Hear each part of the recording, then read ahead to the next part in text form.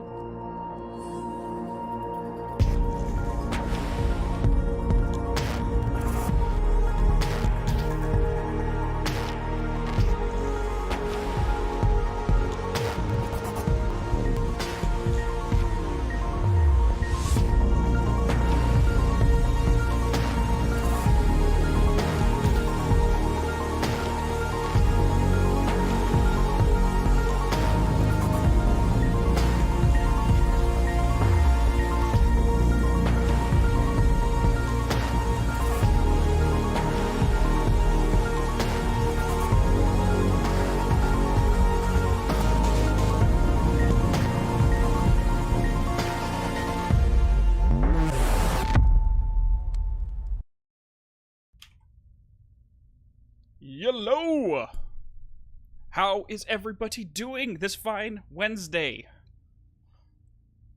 Are you all ready to get some control going? Hell yes. So this starts, my question is, will we be stopping to read every document when we find it? Absolutely, Tao. That's half the purpose, is we are going to dissect literally everything in this game. No, we're gonna do it as we go. I think the only real bulk we'll have to do is right after the, I'm not gonna say it because I'm not sure who has and has not played it yet, but after the phone call. 2 seconds, I need to add something real fast.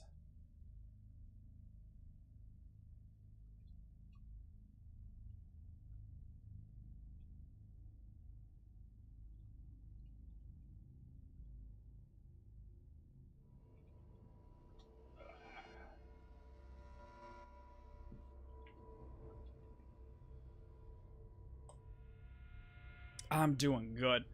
So I just want to check and see who all has played and who has not, because like usual rules is I'm gonna try not to spoil stuff for anybody who has not played it yet, but we're gonna dissect every little last thing that comes in as we go. You use entertainment after finding out something stupid with Disney. Now you're boycotting. Oh, gotcha.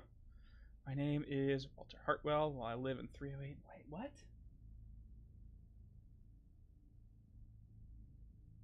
What are you talking about, Stove? I thought you were on the other side of the world.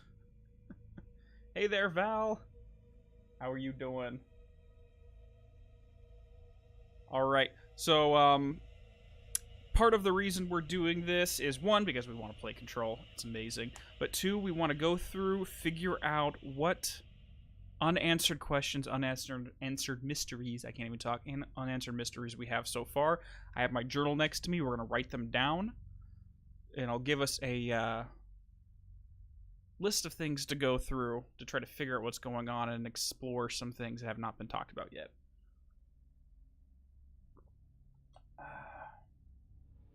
Alright, so it looks like most people have already played this.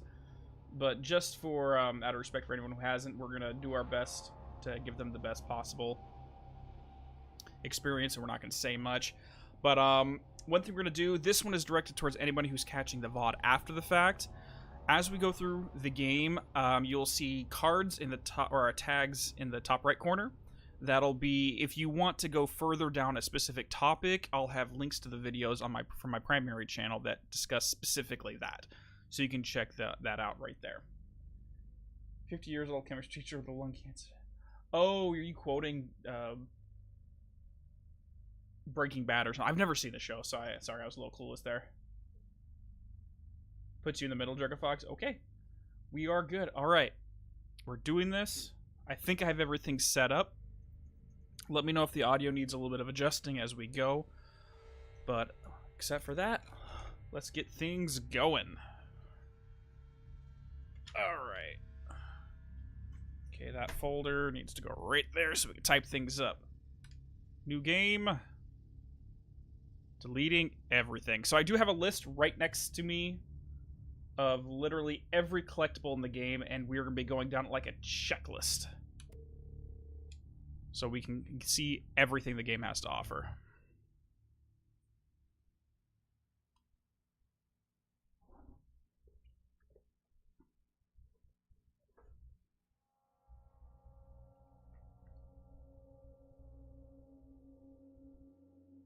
Yep, we're gonna do all the DLC too. This is gonna be weirder than usual. Can't be helped. You called me. So here I am.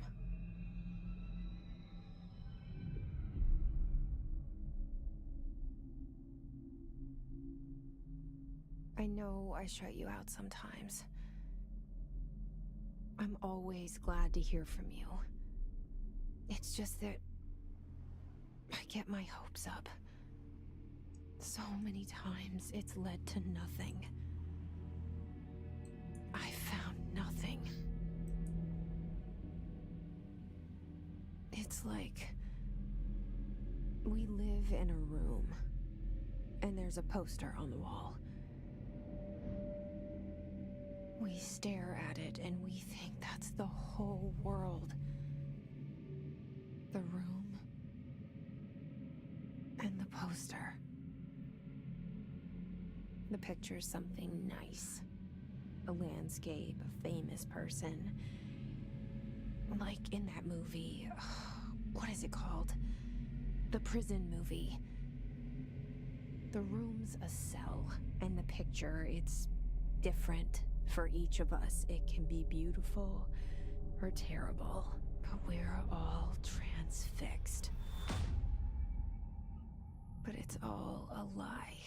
Something to distract us from the truth. They're lying to us. We're lying to ourselves. The room's not the world. The world is much bigger and much stranger. There's a hole hidden behind that poster that leads to the real world. We all feel safe in that room. But sometimes something crawls out from behind the poster. And the ones that see it happen freak out and try to forget what they saw. I'm here. Why did you bring me here?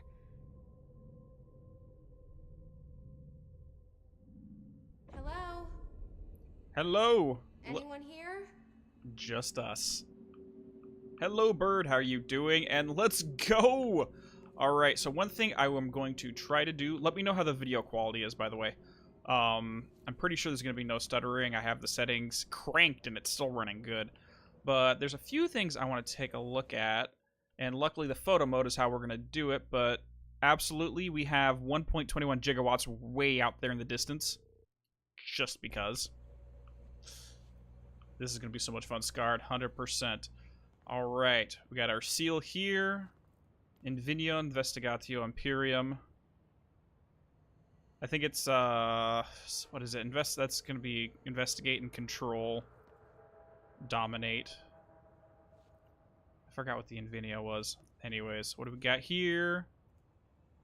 What is this newspaper? And you can't read the damn texture, so never mind.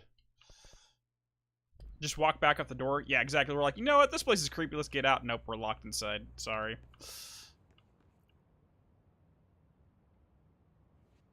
Come on. Trigger the dialogue. Trigger the dialogue, Jesse. She's not triggering the dialogue. Alright, whatever. I guess I waited too long to look at it before, so she's not doing it now. Okay, let's head on inside this building. Federal Bureau of Control. And again, we are having no spoilers in chat. I am going to avoid talking about the rest of the game. I will be talking about other Remedy games in full. So Alan Wake, Quantum Break, anything like that, I will be mentioning all the way through this, but we're going to try to keep any knowledge from this game in linear format. Prohibited items reminder. And let me delete you off the list. Boom. Okay. Certain objects are not allowed inside the Bureau. Recent incidents have necessitated an issued reminder on prohibited materials. Unauthorized weapons, pagers, laptops, smartwatches, smartphones, smart gaming devices, anything smart. Number 2 pencils. Any object considered iconic representations of an archetypal concept, in other words, rubber ducks or ketchup bottles. All material under Bureau investigation is to be brought in through the private entrances. If you see any lobby personnel in breach of these policies, please notify your superior or supervisor immediately. And so what we're talking about here, for most of you will already know, but any first-time viewers for the game, anything that is has a powerful force in the collective unconscious, like a haunted house or a TV set, or like a floor fan or something of that nature, is not allowed inside these walls. Little weird, but let's go with it. So we currently have a internal lockdown. Building lockdown is in effect. Multiple containment breaches. What are you saying, Stove? I'm being all those because it sort of sounds fun. I don't know what would happen if you actually brought all those things in at the same time. Your pockets would probably explode. I'm not even joking, Stove.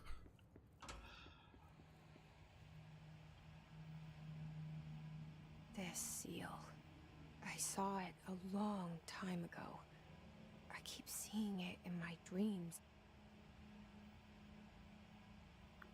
Actually, we do know what the real street this is on, Isaac. I think it's 22 something street in New York. We'll find it somewhere in the game eventually. I think it's like 22 Thomas Street, if I remember correctly.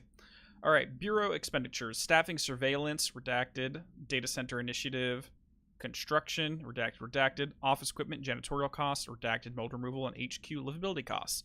For a cost breakdown spreadsheet, see page 5. For 5-year comparison chart, see page 9. Now, if we're doing expenditures right there, I'm really curious specifically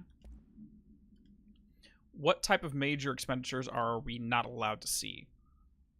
So there's 3 different types of expenditures that the Bureau is not allowing us access to, and there's one minor one. And for anyone who's played the game, mold removal is considered a minor expense. And that's all I'm saying on that right now. On my first playthrough, I got lost before I got to the elevator. Spent half an hour. I don't know how. How long does the building need to take? It's really not the amount of time. It has to do with the collective mindset. So it's us, really, that governs what's considered an archetypal object. All right, so we have head of research, Dr. Casper Darling, the man himself. And our Bureau at work. the janitor.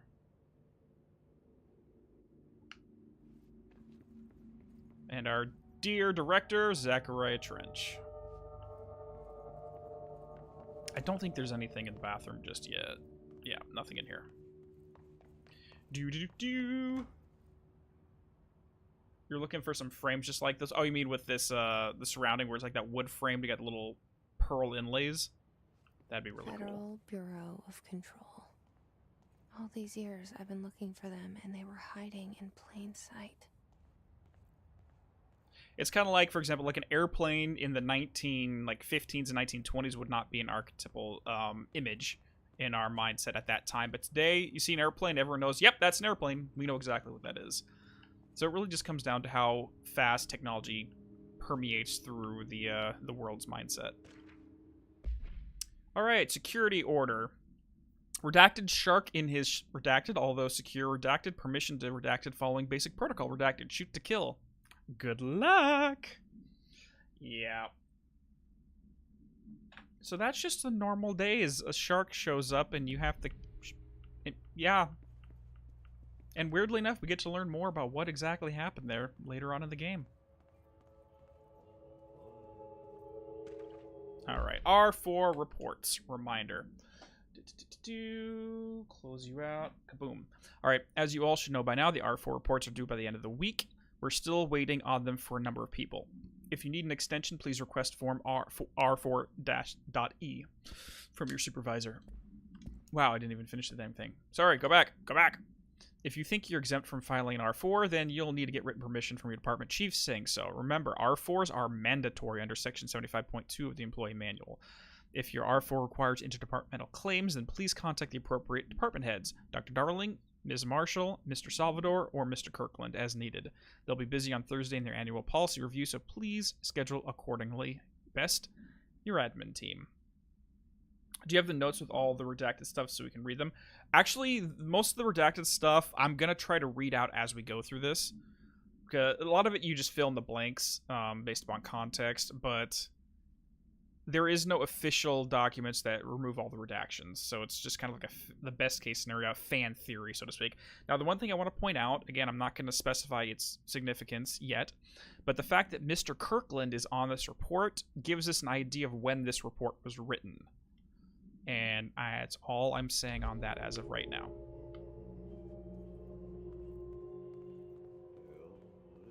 Hello?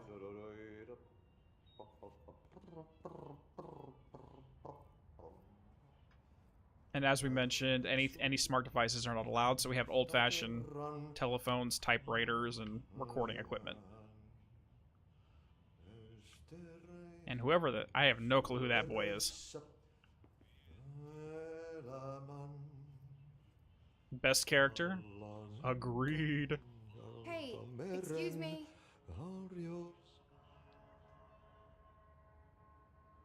There you are. You are here about the job.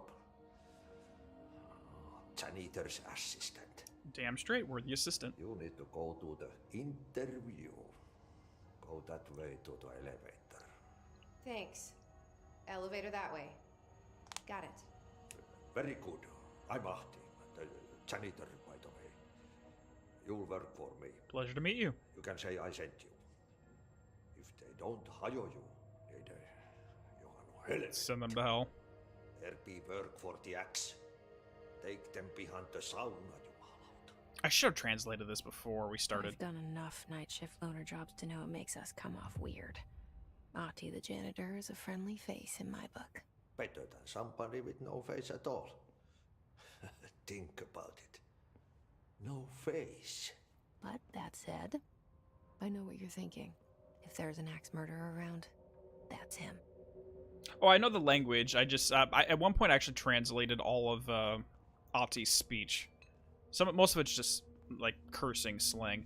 But yes, Ahti the janitor just heard our internal monologue and responded to it.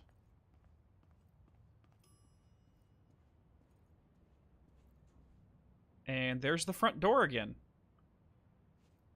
We somehow went into a giant circle and ended up right at the front gates again.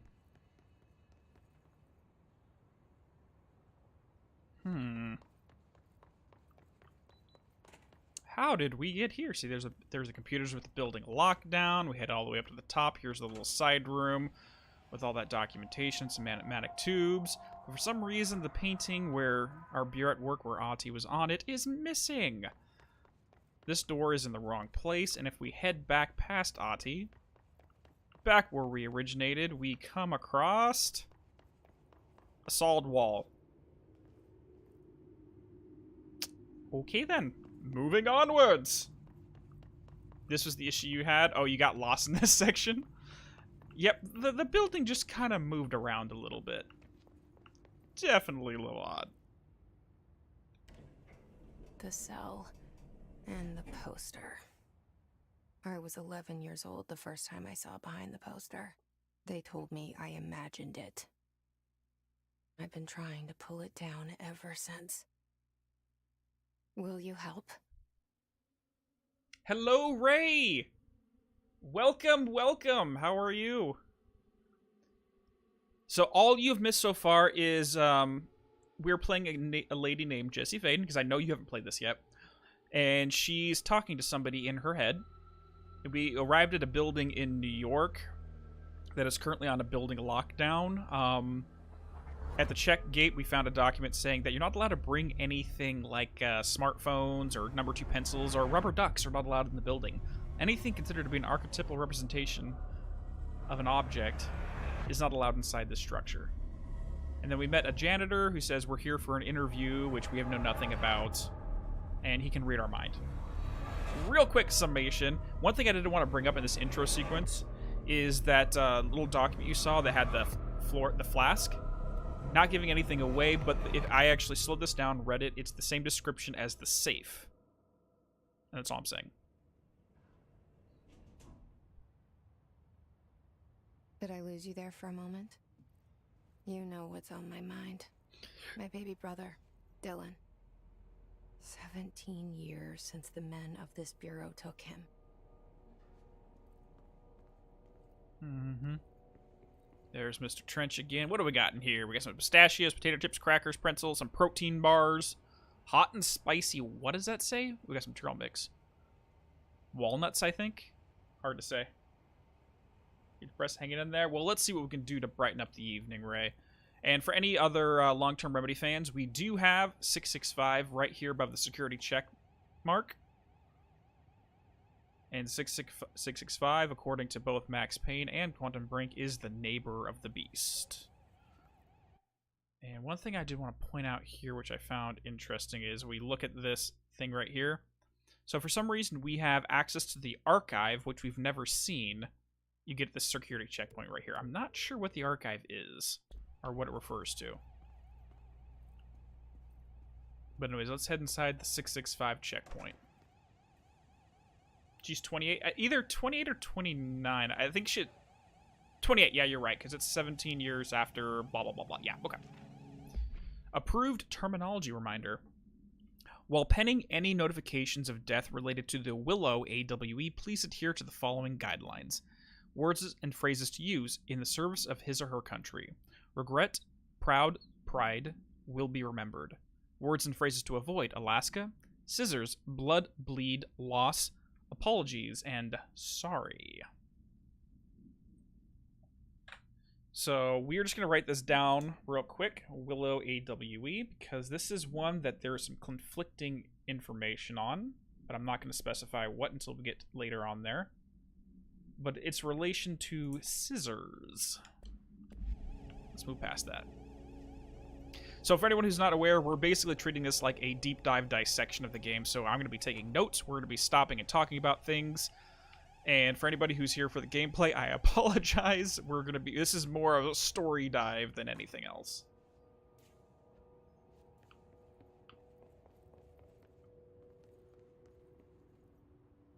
Okay. Yep. Trench, do not disturb. Barbara, I am not to be disturbed. Cancel all my appointments for the day, for the rest of the week. I can't trust them, Barbara. Not a single one. Trench. Alright, so our dear sweet director is a little paranoid right now.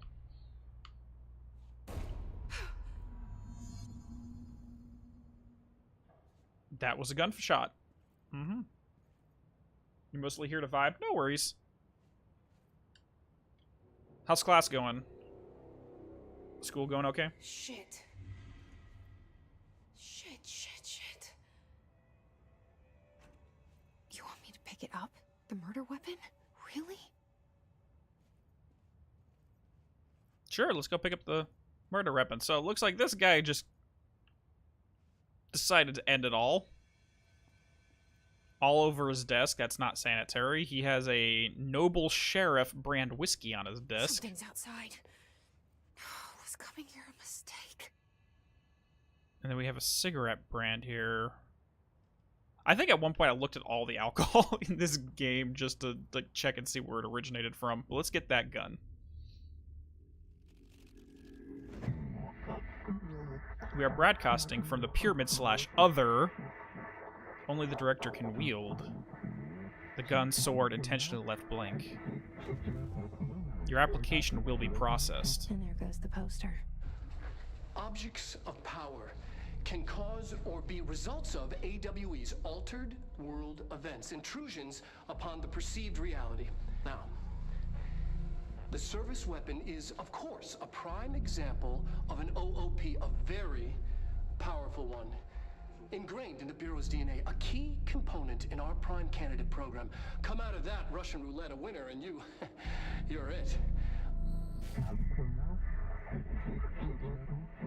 Service weapon and live/die. This is your ritual challenge. You must choose to be the chosen one. Look at this place. Where am I? A very strange place. But before we do anything else, let's go ahead and listen to the entire thing.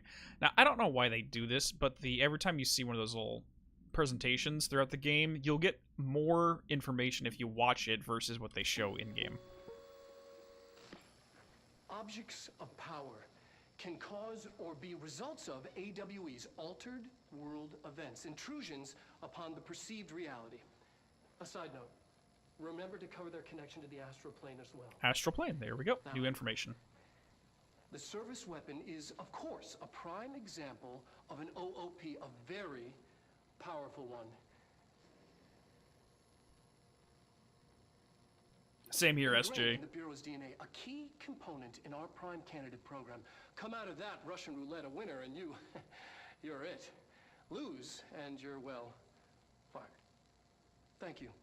I'm Dr. Darling, Head of Research, Federal Bureau of Control.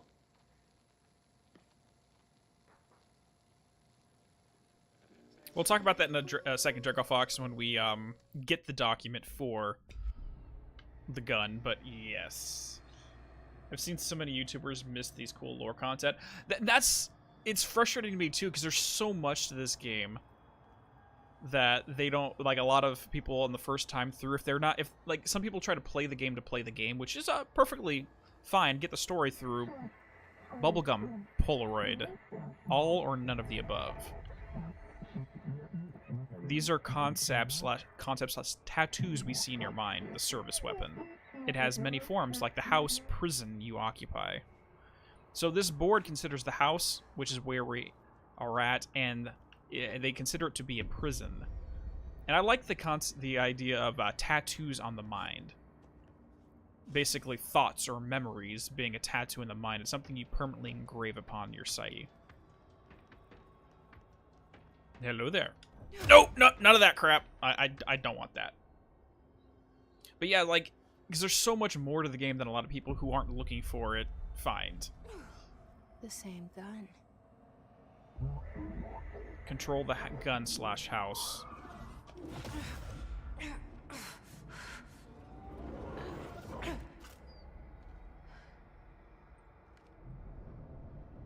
And here we go. Okay. Now I have a gun. Sorry, anyone who's seen my videos knows why I did that. Anyways, so one important thing to note while we're in this situation is that we are in a ritual for this weapon. And like Dr. Darling stated, this is a Russian roulette. If we pass the ritual, we're good. If we don't,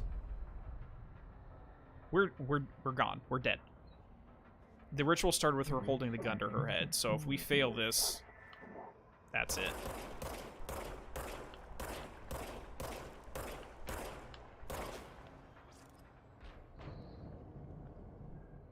I don't know. She can... For some reason, the astral copies are very weak right now, so she can melee one-hit KO everything.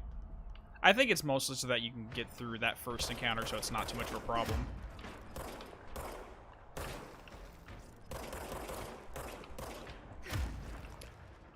Yep. No, no, no, don't swing at me. I don't appreciate that. Go away. Go away. Cut your crap.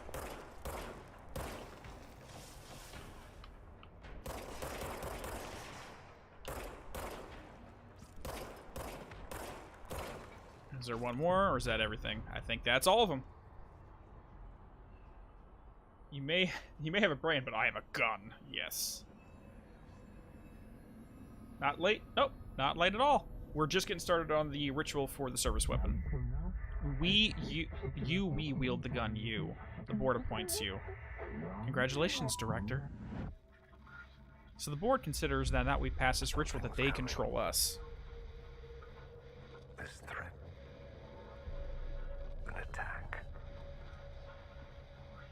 Duty as Director.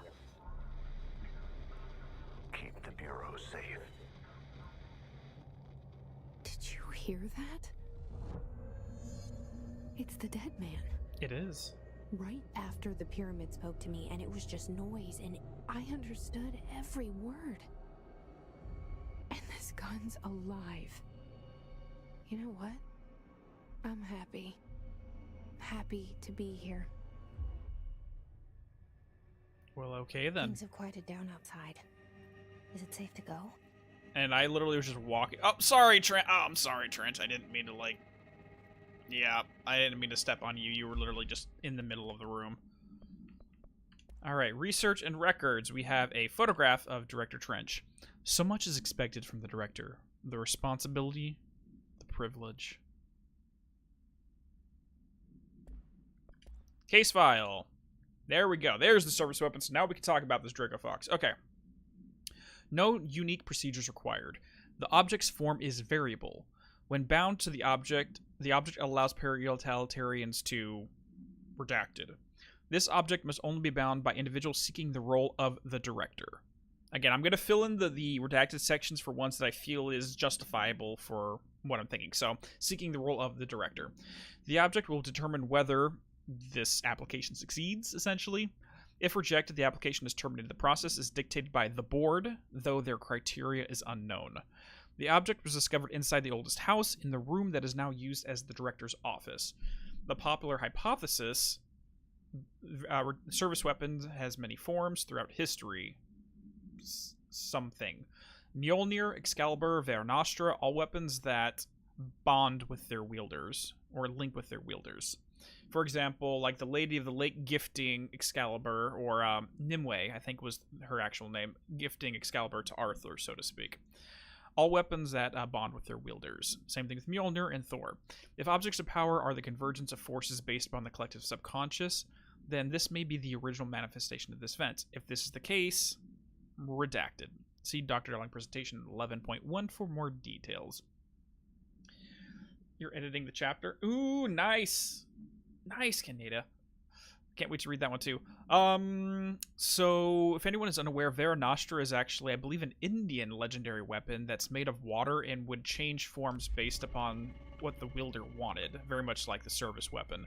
So if you wanted the Vernostra to be a spear, it became a spear. If it became a sword, you'd make it a sword. If you wanted to turn Vernostra into a hurricane or a typhoon, it would become a hurricane or a typhoon. So that's probably the closest example to what they're trying to say this service weapon is. Oh, hello there. What is that? You can't let this happen. You can't let this happen. You can't let this happen. You can't let this happen. You can't let this happen. You can't let this happen. You can't let this happen. You can't let this happen. You stopped it. You... Oh, thank you.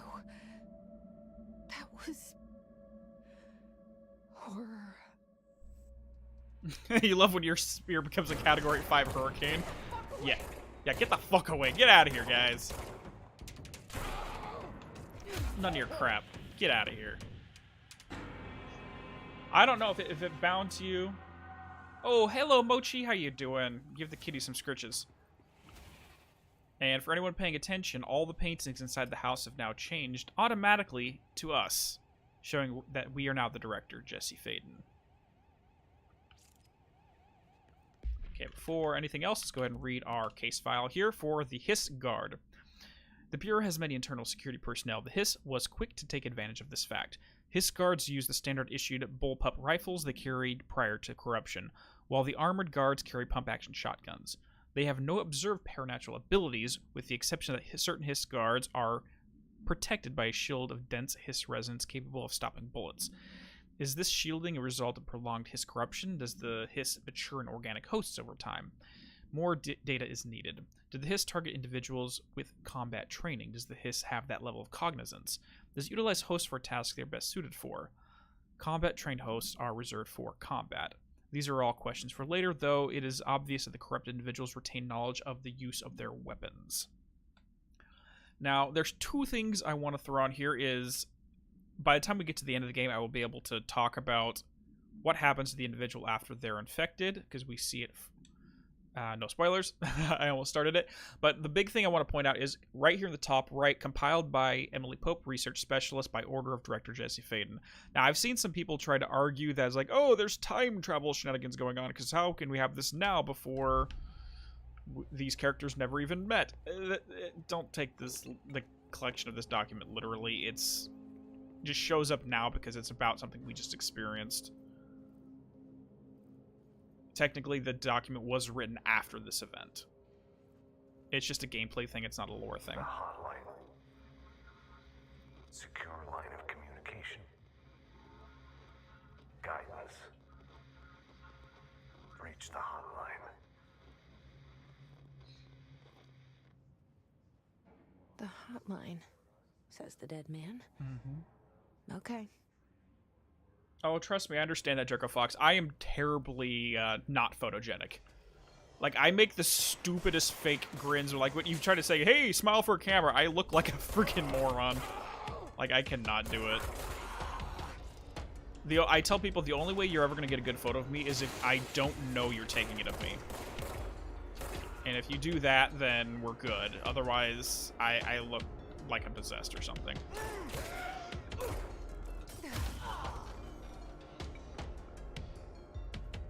Is that it, or is there more guys? The music's still playing, so I presume there's a couple more guys. Yep, there they are. Hey there. Cut your crap. Got it. And the music stops. We're good. In the clear. Okay, let's grab a few more documents. Executive meeting minutes?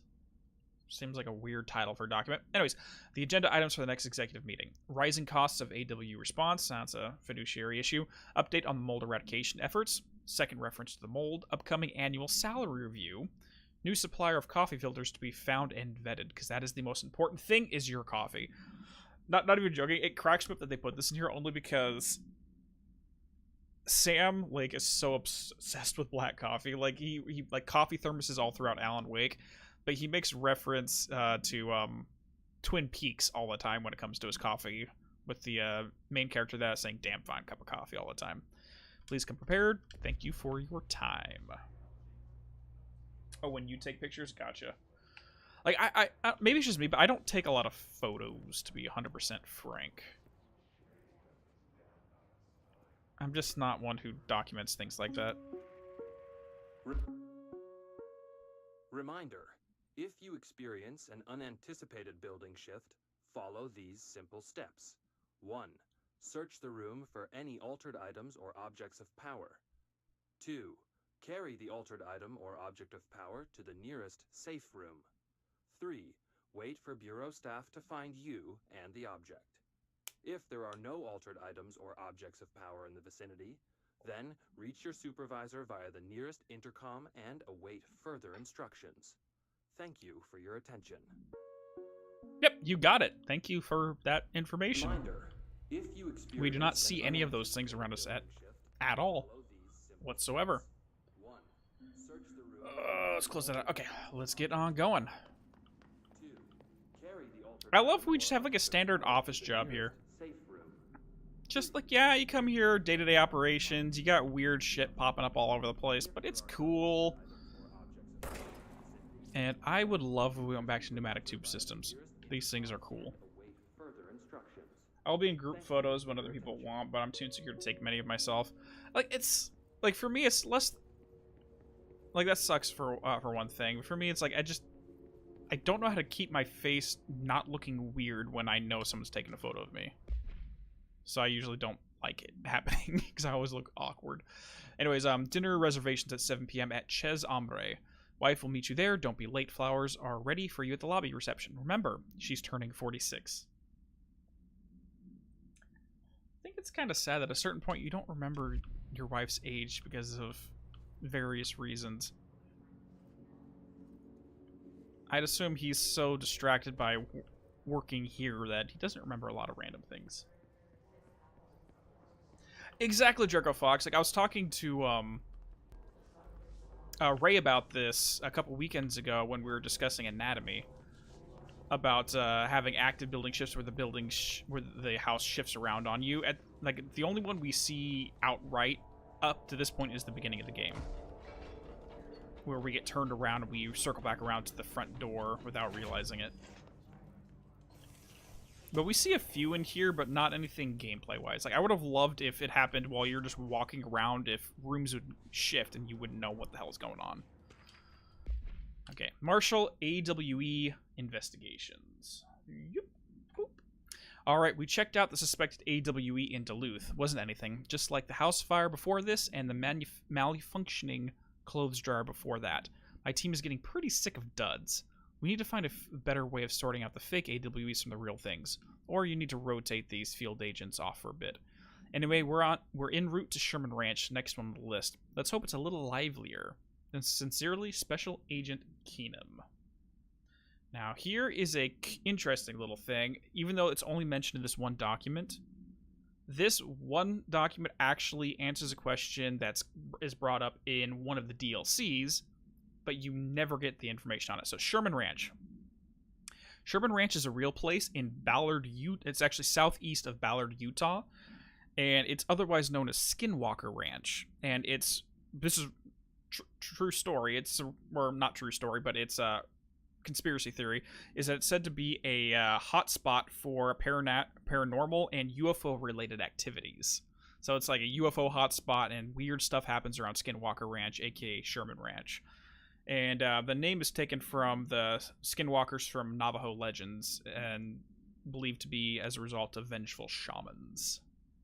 Just a real random bit of information that if you didn't read into it, you wouldn't get that extra bit of detail with what's going on with Sherman Ranch. So I'm kind of curious. Actually, I'm not curious. I know exactly that they found something good there. It was not a dud at Sherman Ranch. The maze does... I wouldn't say the maze technically counts as a building shift. The hissing sound that tried to invade me earlier. The hiss. Burrowing into everything in this place. Is the hiss your enemy? Alright, it's our enemy. The babble's contagious. It burrows in like an infuriating melody that makes you hum it over and over. Visitor evaluations. Start with the following. How to handle unscheduled visitors entering the lobby. Welcome to the Federal Bureau of Control, established in 1964 as part of an effort to strengthen government relations. We are proud to serve the United States and her people as we strive for transparency and excellence in all aspects of our esteemed nation's infrastructure. If they do not leave, then ask them these questions. Are you here to see someone? Are you from New York City or just visiting? How did you find this place? If their answers are sufficiently harmless, explain that this is a secure federal office and they will need to leave. If their answers seem suspicious, escort them to a private room. There perform the gunner's psychological assessment. If their responses are within the acceptable range of deviance, see the provided scoring sheet, then escort them out, or then apprehend them immediately. Or, perform if they're in the acceptable range of deviance, then escort them out immediately. I'm assuming something of that nature. Remember, there's no such thing as too suspicious. Lots of secrecy going on here. The hiss would be able to get in your head because you're stubborn as hell.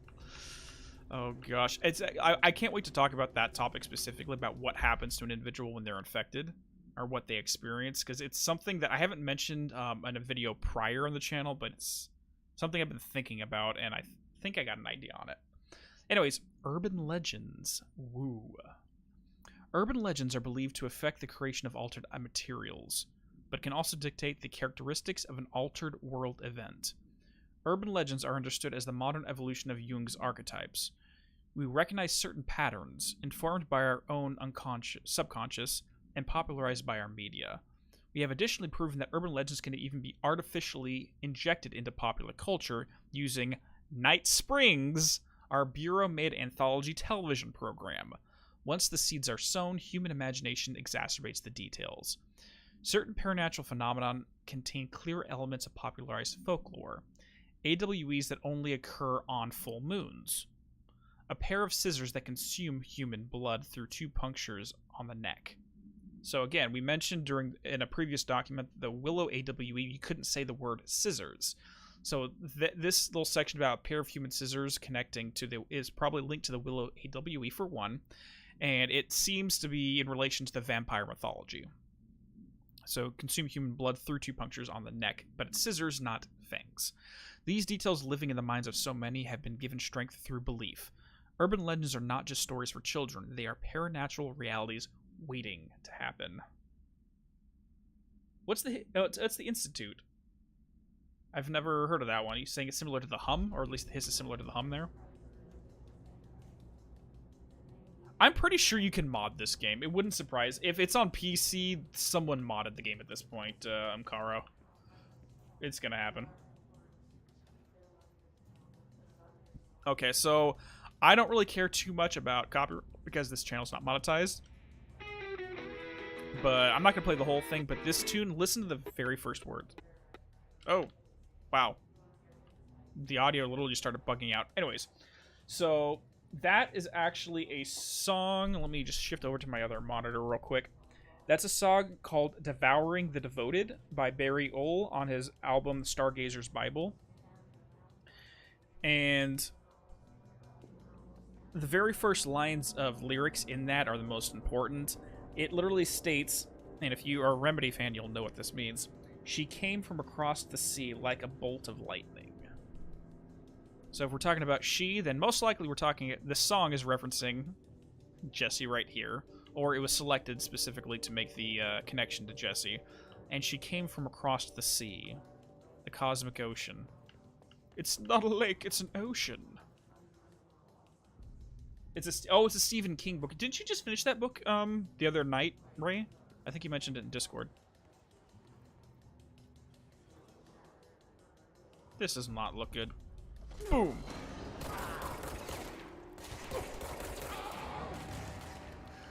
Hi there. Gotta regain my ammo a little bit. Hi there. Okay, we need to get rid of this guy.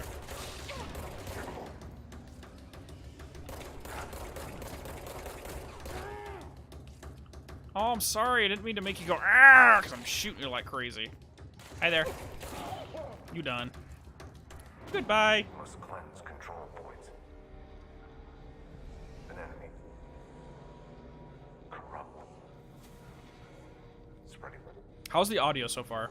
I just want to confirm everything seems mastered. Good. Cleanse the control point. What does that mean? Help me fix it.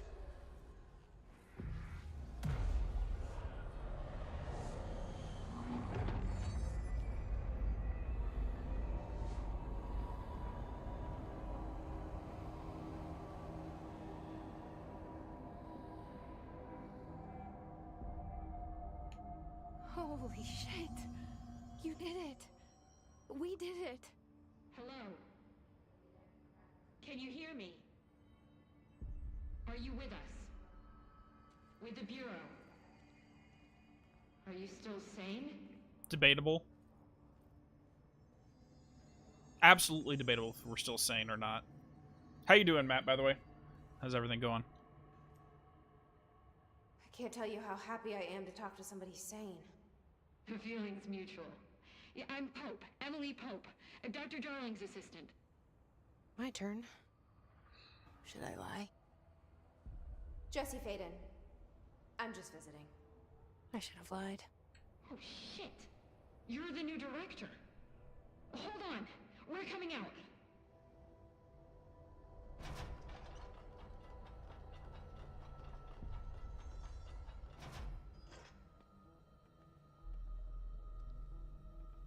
Director Faden. Call me Jesse. Okay, Jesse. I'm Emily. Look, somehow this hostile force, this Hiss? that works. Somehow the hiss managed to infiltrate the building without any warning. And just like that, my name for it is official. The hiss. Like the sound of poison gas leaking in. We're in full lockdown. It seems to have spread everywhere and to everyone not protected by an HRA. And, extraordinarily, you. You are the director, and that makes you special by definition. Trench is no longer the director, obviously. I'm sorry, I'm talking too much. This whole situation is just a lot. Trench is dead. Shot. Ah, I found his body. And the gun. Do I tell her it looked like a suicide? the service weapon. Also, and this can sound crazy, but he keeps appearing to me, saying things. It's hard to make out, but he told me to cleanse the control point, push the hiss out. The whole room shifted around. You did that? And you entered the building when it was already in the lockdown before you became the new director? How? Witchcraft. I'm not ready to tell her about you yet. A janitor let me in. I love it. This is fucking unbelievable. I can't even... Look, Jesse, I have a million questions, and you probably have a million more. Like, do you know my brother Dylan? Not yet. But there's something I need to ask you to do first. If you can cleanse a control point, then you can maybe cure those infected or possessed by the hiss. Because if that's possible, our options are very different. Emily Pope. I don't know her, but I like her already. She's the opposite of the faceless agency I've blamed for what happened to me for so long. But I can't trust her yet. Or rather, the Bureau she's a part of. Yes. I can try. I'm speaking for you, of course. We can try it together. So- Okay. You with me? So one thing I've always been curious We did it about before.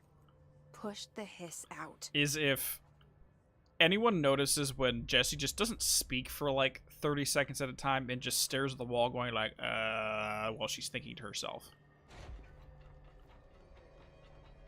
Not much Draco Fox. We got here, we met some survivors, and that's really about it. So the biggest thing, Unkaro, regarding how did they know that Jesse's the new director, well, one big clue is all the paintings have changed, but the counter-argument is, well, they've been stuck inside this shelter, and they had no way to see these things. I'm just going to chalk it up to oldest house, possibly HRA shenanigans, and leave it at that. Alright, control points. Boom.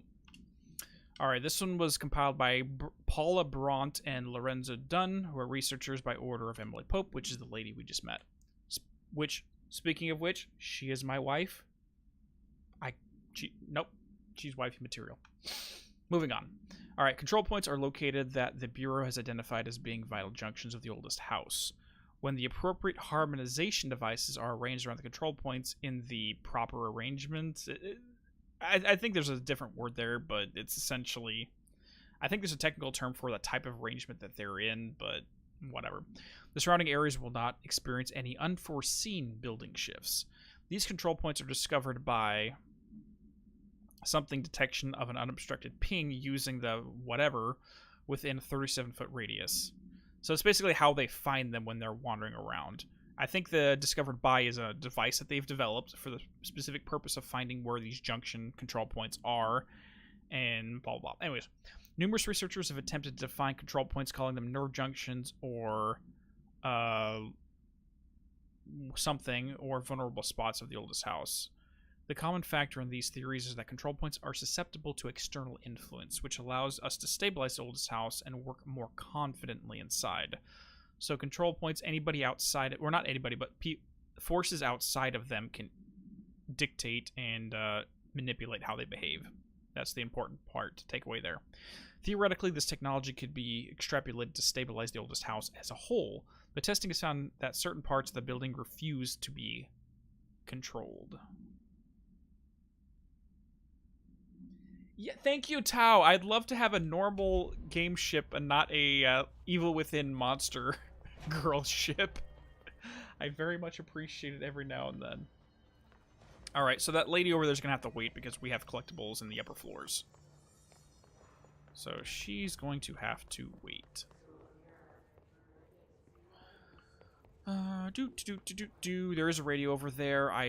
There's no lyrics on it, so it's not really relevant. It's good music, but it's whatever. Hello there, treasure chest. You want to ship me with a hiss agent, really? But they're surrounded by resonance, which means I'm not going to be able to get to them because it'll just force me away.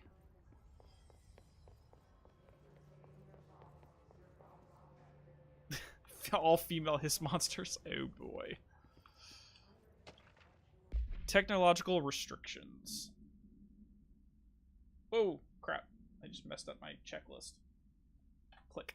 Alright, the oldest house imposes certain limitations on our bureau, but by far the most restrictive is the inability to use certain technological instruments.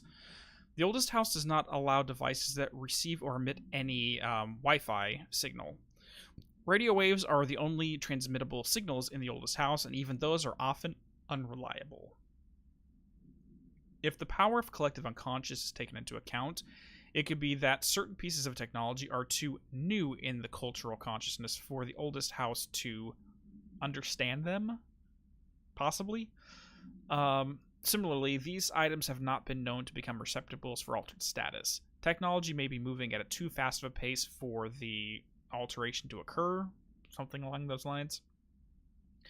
Modern technology tends to disappear and break here, sometimes quite violently. Bureau agents have been injured by cell phones exploding, or either Bureau or new agents have been injured by cell phones exploding in their pockets while entering the oldest house. So this is going back to the idea with why you're not allowed to bring certain things into the building.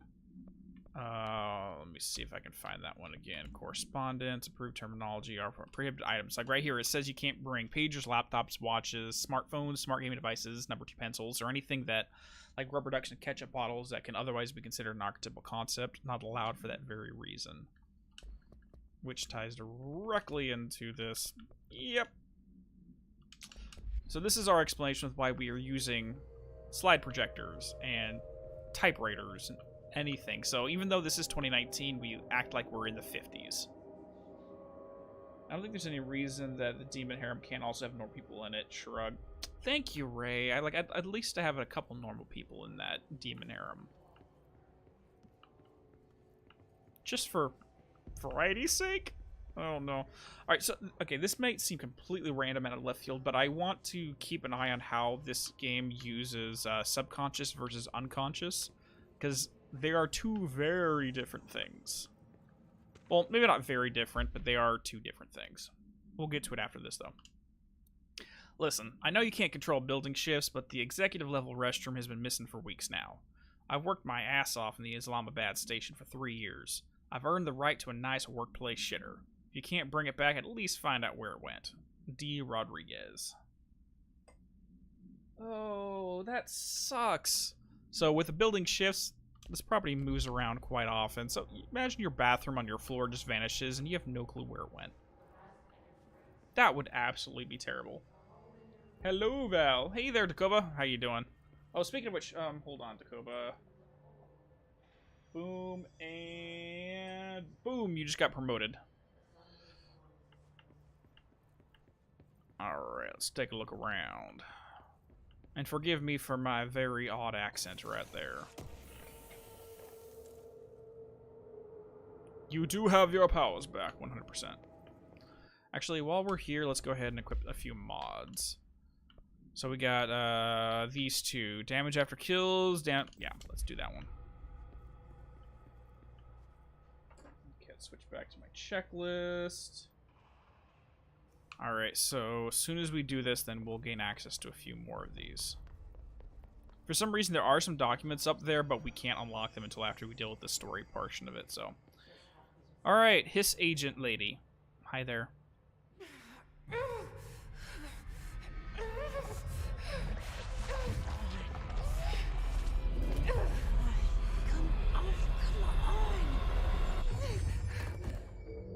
Well, that didn't work.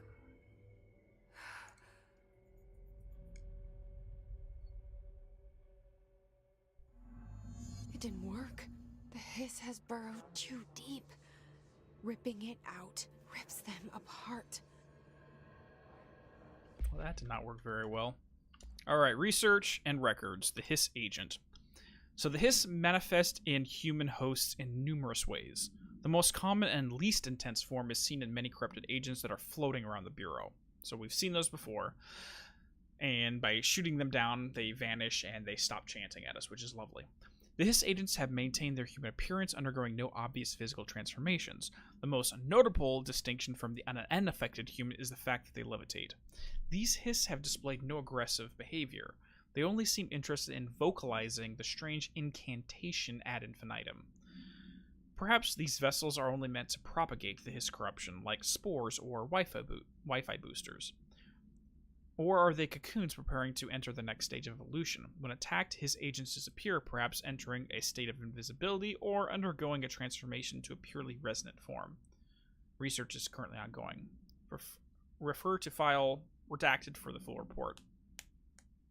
So the only thing I don't like about this document is they redacted a file number, because this is after Jesse assumed the role of the director, so we should not have redactions at this point. Blah. Alright, so if anyone's curious, I do have an entire... I'll be right over there, Pope. I'll be right over there, Pope. So there is a, I have an entire video talking about the nature of what those Hiss agents are. And if anyone's familiar with Gregorian chanting, for example. So the whole point of Gregorian chanting is every single singer in the group is singing one note, one sound, one, like an A or a U or O vowel sound, for example. Now the thing is, for every individual voice that's singing the exact same note, the noise gets stronger and louder and louder. The amplitude of the frequency, or the amplitude of the sound, gets louder and louder as they resonate together.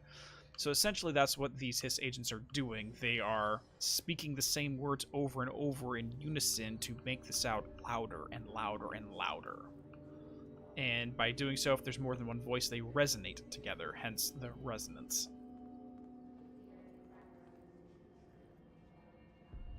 You're just so sleepy. Yeah, it's freaking early for you, dude. I can't cleanse them. I saw. It was worth a shot. Thank you, Director. Jesse. I'm gonna tell her why I'm here. I'll risk it. The thing is, it's harder to Listen, We'll wait. The Bureau was involved in an incident in my hometown, Ordinary, 17 years ago. The Bureau came in and covered the whole thing up. I've been looking for this place for a long time. That's enough. Maybe that's too much already. I can't tell her about Dylan and the rest yet. I've seen mentions of an Altered World event case dealing with Ordinary. You were at Ground Zero as a child? It was one of the big ones, and before my time. And very classified. I can try to dig out some old files for you. My boss, Casper Darling, would know, but he's missing. I think he knew this was coming, or suspected. He came up with the HRAs, the Hadron Resonance Amplifiers. I think they're what saved us. Or a few of us. And Director Trench would know. Trench, the ghost or whatever he is, he mentioned something called the hotline. Said I should find it.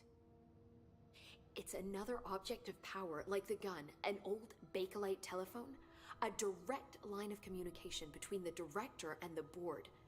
Maybe he can talk to you more clearly through that. I mean, Trench has years and years of experience. He might know how to destroy the hiss. Where is the hotline? It's kept in the communications department through the mailroom. It's part of this sector, so we can access it even with the lockdown in place. We'll get the door open for you. Okay. Perfect. That's my next stop. That's Tomasi's department. He's the head of communications. I don't think he had an HRA. He kind of made a point about not wearing one earlier. Keep an eye out. They call me the director. But that's not me. I'm not a director type. I'm not a leader. Why am I here? I think you already know. Yes, I came for my brother, but there are other reasons too. I said I was looking for answers, but I might never understand them. I'm not looking for proof. This is already it.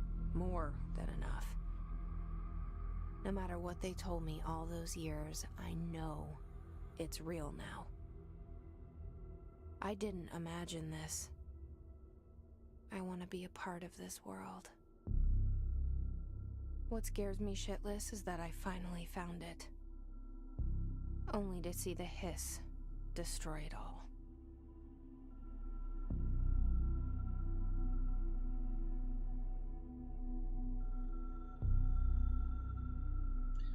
So Ray, yes, like Draco Fox is just saying, this house that we're in,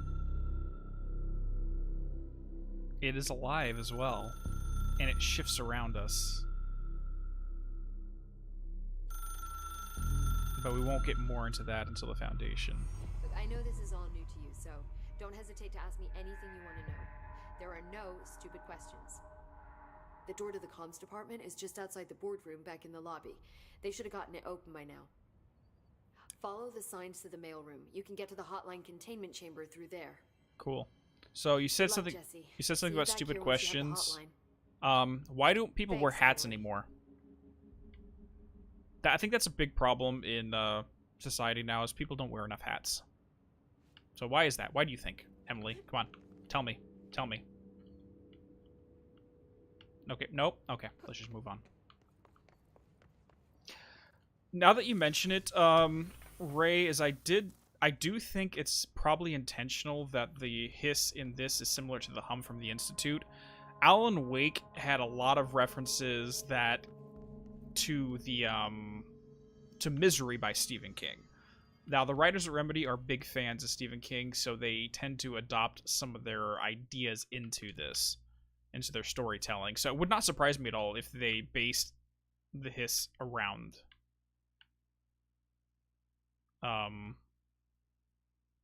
that book, The Institute, so which means I'm gonna have to read it now. So one thing I did want to point out here too is we have Director Trench up here, and this is a list of all the previous directors of the Federal Bureau of Control.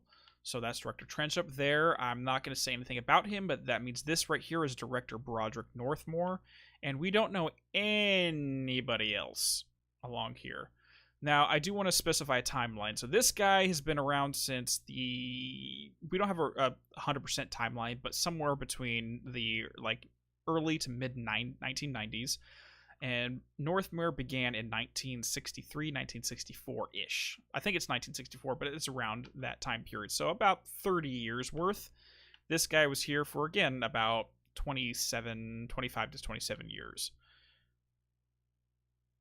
If we go by that thing where the average is 25 years in office, we have 1, 2, 3, 4, 5, 6, 7, 8, 9, 10, 11. So if we do 30 years by 11, that's 330 years worth, taking us all the way back to the 17th century. Now, I don't think this guy was around back to the 17th century, as this is the very first director of the Federal Bureau of Control. Most likely, the timeline of how long a director stayed in office changed after Northmere was inducted. So if that's Northmore, that is Theodore Ash. Or not Theodore Ash, sorry, that's Director Ash. And we don't know anybody past that. So Trench, Northmore, Ash. Most likely, since everybody else here was appointed by government officials, they probably had 2 to 4 year appointments. And we can get a rough timeline of how long the FBC has been in existence based upon that.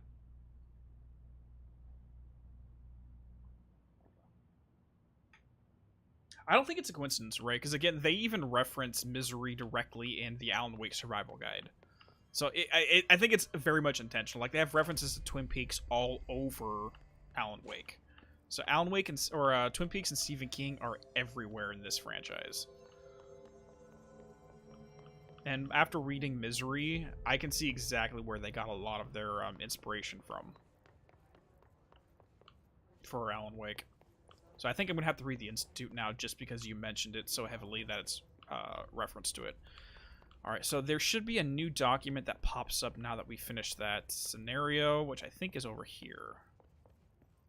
No, it's somewhere up here. I know it's on the upstairs floor somewhere. It says lab room? What does lab room mean?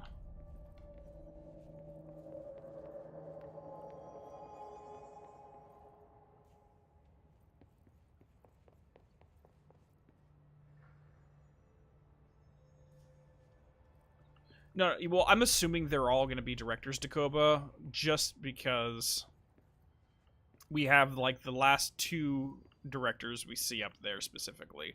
It just seems weird that they would throw other executive managers up there. Where the hell is this? I know it's up here somewhere. Alright, so first things first, we do have a photo of Zachariah Trench. Boom! The only person you should fail is yourself. Oh, really? The Institute is new? Oh, what time in 2019? That is a coincidence. That'd be really interesting if Stephen King and Remedy did collaborate in some form. Okay. Maybe it doesn't pop up until later, so let's just move onwards, and we'll just keep in mind that there's one up here that we do not have yet.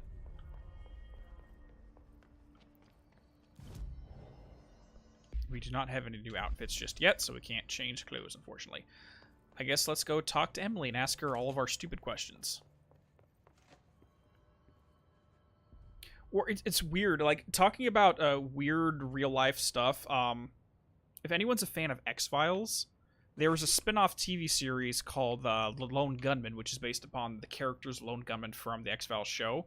Their pilot episode was all about the a plot to hijack an aircraft and fly it into the Twin Towers. Right? So 9/11. The thing is, that episode came out 8 months before 9/11 occurred. It came out in, I think, February or March of 2011. So they described the event perfectly before the event happened. Weird ass shit. Anyways, let's go sit down and talk to our my wife. The hotline should be in the communications department.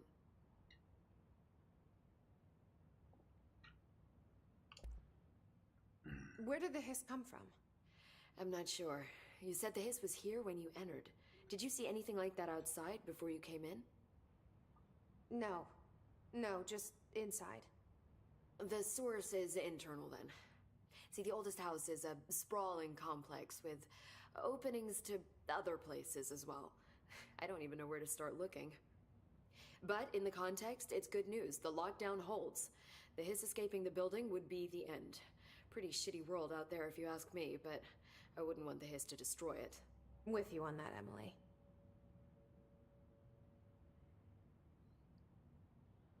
So yeah, just confirmed. Okay, so I was just mentioning Lone Gunman. Pilot aired 6 months before 9/11, and it aired in Australia 13 days before the actual event. Weird ass shit. Moving onwards. Okay, so the origin of the hiss was inside the house itself and not from the exterior. Moving on, oldest house. You mentioned the oldest house. What is it? This building, the Bureau headquarters, the oldest house, is a shifting place. Yeah, you've seen it. It transcends its physical limits. I've been to New York a few times. How didn't I notice this place? It's an attribute of the building. This is a place of power. The oldest house doesn't like attention, so unless you're purposely trying to find it, you don't, which is perfect for us. The work we do here is essential, but unstable. The Bureau prefers not to be noticed. And we need strong walls to make sure nothing gets out. So without you, I never would have found the front door. Mm-hmm. Okay. Absolutely. So there were 2 comic strips called Dennis the Menace, both in the US and the UK back in the 50s, both created in March of 1951. I'm curious if they had some kind of communication beforehand, but that idea of 2 different people creating the same thing at roughly around the same time isn't unheard of. I mean, the Wright brothers get a lot of credit for the first aircraft. The thing is, I think there was like 4 or 5 different individuals all around the globe that had no communication with one another and all developed similar aircraft or aeronautical vehicles roughly within like a 5 or 6 month period of each other. And it's just weird how technology tends to leap forward and multiple people come up with the same ideas roughly around the same time. There's multiple examples of this throughout history. It's just really odd. Just saying. Anyways, Director Trench. Okay, so first, oldest house. So the biggest thing is you have to know it's there and be specifically looking for it before you can actually find it, which is curious why anyone finds it in the first place. Now, whoever this mysterious person, I'm going to say that for anyone who hasn't played the game, or mysterious thing that Jesse's speaking to, obviously knew this place was here, therefore it could direct Jesse to the place. There's other examples, Bird, about predicting knowledge. It's just, as much as we like to joke about, yeah, the game of Control sets up a universe where things are just weird all the time, we have odd things like that occur in real life that just defies explanation. Now, there may be a logical explanation for it or a rational explanation for it, but I don't have access to that information, so I can't say one way or another. But it's weird. This Trench guy. I keep hearing him in my head. Is he a ghost? Haunting me? I doubt we're talking about a ghost in the traditional sense, but an echo maybe. See, if he was killed by the service weapon, your gun, maybe it's his final thoughts recorded by the bullet in his brain, like a deep space probe sending back data. But that's just a hypothesis on my part. I need the gun to research it. But you better hold on to that given the circumstances. I think I will. Yeah.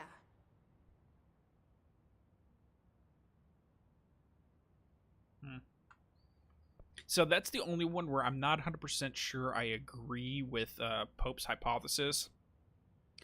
Only because we do have information later on in the story that may contradict it. But again, she's just working off of basic information without all the facts.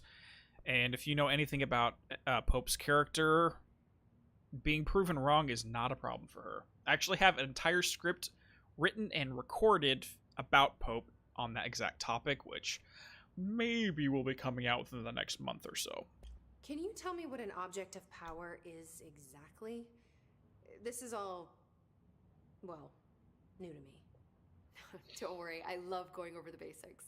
So objects of power are mundane objects that house paranatural energies and have developed a link to the astral plane and can thus be controlled, which is what differentiates them from altered items, which are still housings of paranatural forces, but are more volatile and cannot be bound in the peri-utilitarian sense.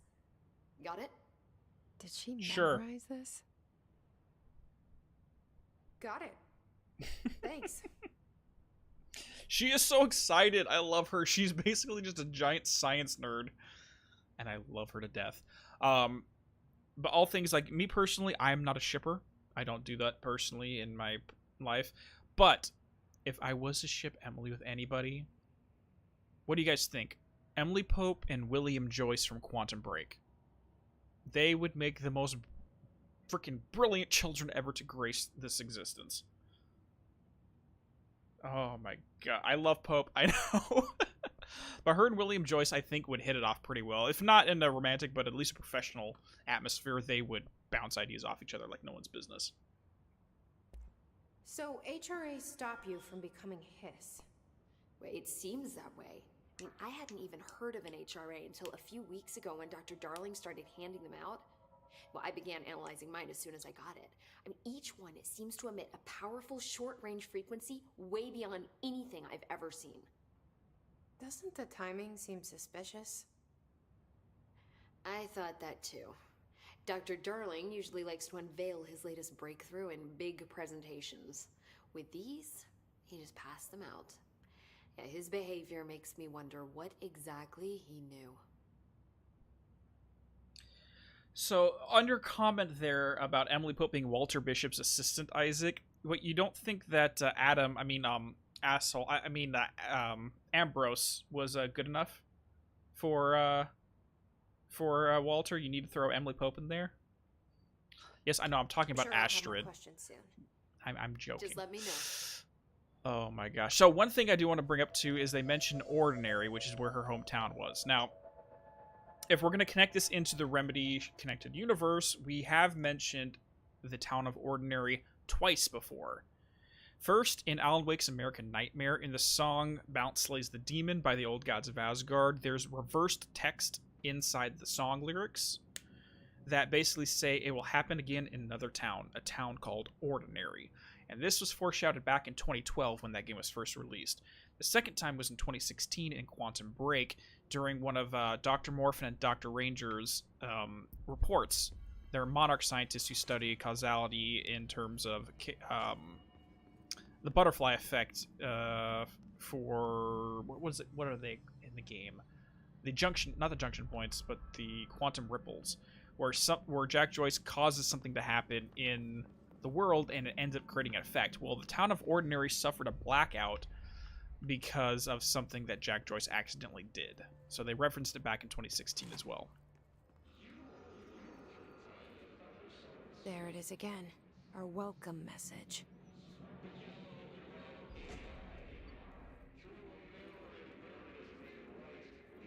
Afro, yes.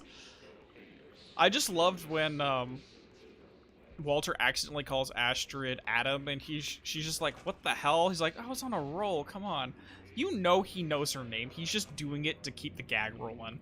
He's just having fun messing up her name all the time. Alright, we got some travel costs here. Delete you. Boom. Boom. Delete. There we go. Visited the following Nevada accommodations: Desert Sun Inn, Big Sky Motel, Starlight Motel, In-N-Out. Wait, does Nevada actually have In-N-Outs? Like, I thought, like, In-N-Outs were kind of like a California and Texas thing. I didn't know Nevada had them. Anyways. Aztec Court, Sleepy Bear Motel, Silver Spurs Ranch, and El Gato Blanco Inn, A+ lodgings. Oh yeah, he only ever says the alternate Astrid's name right. That's funny. All right, accommodations, $831 for that. Meals for $700. Gasoline about $300, and the minibar, $300 at the minibar. Holy crap! I do wonder if a motel called the Ocean View is going to be found in a landlocked state. But hey, I guess I'm not paid to think, right? And for the record, I again request that you give us the budget to get 2 rooms each night. Agent Rowley and myself are finally very tired of sleeping in the same room. Don't blame me there. See you on the road. Speaking, Agent L. Hines. The boys in research said performing rituals may help identify any places of power. Drinking those little whiskeys is my ritual. Now, is that really his ritual, or is he trying to justify his $300 bill for the minibar of little alcohols?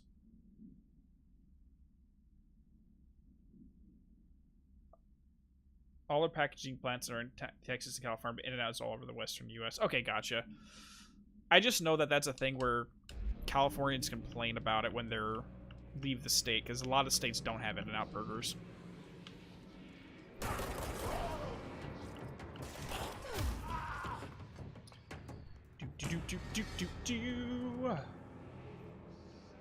Alright, so if anyone hasn't seen the show, watch Fringe. Fringe is amazing. If you like the control style of new weird, you'll love Fringe. Take my word for it.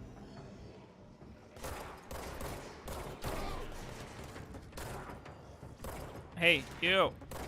Yo, there we go. Hold on, let's take all these bad boys out.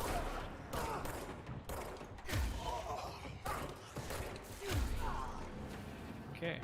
Is that it, or is there more? That's it? Perfect! Whee! Let's do some skipping and hopping. Woohoo! Alright, Hiss barriers! I think this is kind of the most useless ones. There's a few in Utah as well. Okay, gotcha. Cool. Alright, Hiss barrier. I think this is, personally, for the Hiss research, the least important one, but let's do it anyways. It's mostly an explanation of a gameplay mechanic. Okay, so the Hiss resonance field is a physical impediment that is difficult to define. Hiss barriers appear as ways to impede, escape, or access. Access by... Wait, what? That sounds weird. By Bureau personnel. Two methods have been discovered for lowering them. One, to destroy the multiple concentrated resonance sources found in the vicinity. Or two, destroy the Hiss entities in the area, which is what we just did. So essentially, if you come across a barrier that bars access to the next room, kill all the enemies, or find the little nodules and destroy them. Gameplay mechanics. The resonance field seems to require support for their size density from other non-connected sources of Hiss resonance. Without the ability to draw from these sources, the barrier will fall. Does an active structure made of Hiss resonance qualify as a conscious being? Does the distinction make any difference when considering the Hiss? What does the very act of building walls to prevent our movement tell us about the Hiss? To what degree is it watching and planning? So Emily's really trying to focus on how much consciousness does the Hiss itself have? Or if it's just a force of nature. Like, let's just say, for example... Okay, let's move out of here, because this guy's talking really loud. Let's move over here, because that guy's really fucking loud. So it's like a hurricane. Is that conscious or a force of nature? Is a bacterium or a virus, is that conscious or an act of nature? And so we're talking about the Hiss itself. Is it conscious or simply an act of nature? Is what Emily's trying to get across. And one thing I did find interesting, which never occurred to me before while listening to Pope's dialogue there. So the Hiss... Let's move over here a little bit further. So the Hiss agents essentially speak the same phrases over and over and over again because their voices end up resonating, causing an increase in amplitude, causing the noise to get louder and louder. And the louder it gets, the harder it is to resist it. That being said, this is a natural form of sound, of acoustical physics, so to speak, that increases the volume of a sound.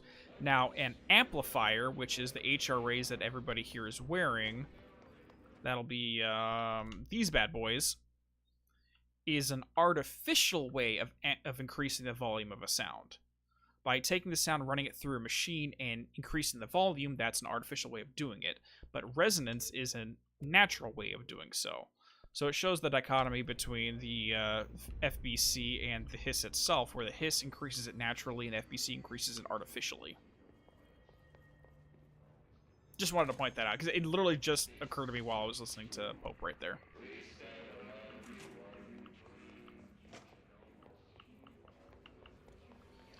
Alright, let's hop on down. Woo! Alright. Have you had a chance to check out the SCP things I've sent you? No, sorry, I have not yet. I apologize. I'll, what is it about? See, no, at this point, the SBC and FBC have some parallels. Oh yeah, you can tell that that the writers of Remedy were influenced by SCP when they made this game. It's basically obvious. So, you want to ship me with an angry lizard? Or a peanut? Why do you guys have to ship me with all of the monsters? I swear. Alright, Havana Summary. Now, this is AWE number 48. Occurring on 9/23/2017 in Havana, Cuba. Let's go ahead and check you off. Alright, an auditory event occurred at the United States Embassy in Havana, injuring the majority of diplomatic staff stationed there. Unknown amount of deaths were, or redacted amount of deaths were reported, and the outgoing information has been managed. Bureau agents arrived at the embassy on the same day as the event was reported through federal channels, but were too late to witness the AWE. which is reported to have been redacted. Staff experienced sudden intense vibrations and noise, accompanied by an intense pressure in the ears. This lasted for an redacted amount of minutes. No visual phenomenon was witnessed. The scene was cordoned off and the embassy staff were transported to the continental U.S. Formula I-9 was recited. In the vicinity, a single cowboy boot began to vibrate, identifying itself as an altered item. The item was contained and brought back to the Bureau for examination. Please see the case file AI-85 for details. So your theory is that the hiss is a byproduct of human thoughts and conjoined into crazy noise and has both a natural mind and force of nature. I don't want to comment on that until we get to where the hiss originated from, but we can't talk about that just yet. So one thing I do want to point out, which is another weird thing, this incident in Havana, at a U.S. embassy in Havana in 2017, this actually happened. You could look it up.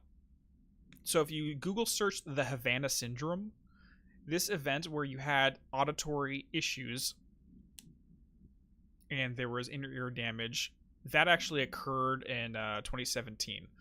Now, it was originally thought to be a sonic weapon attack performed by a foreign entity.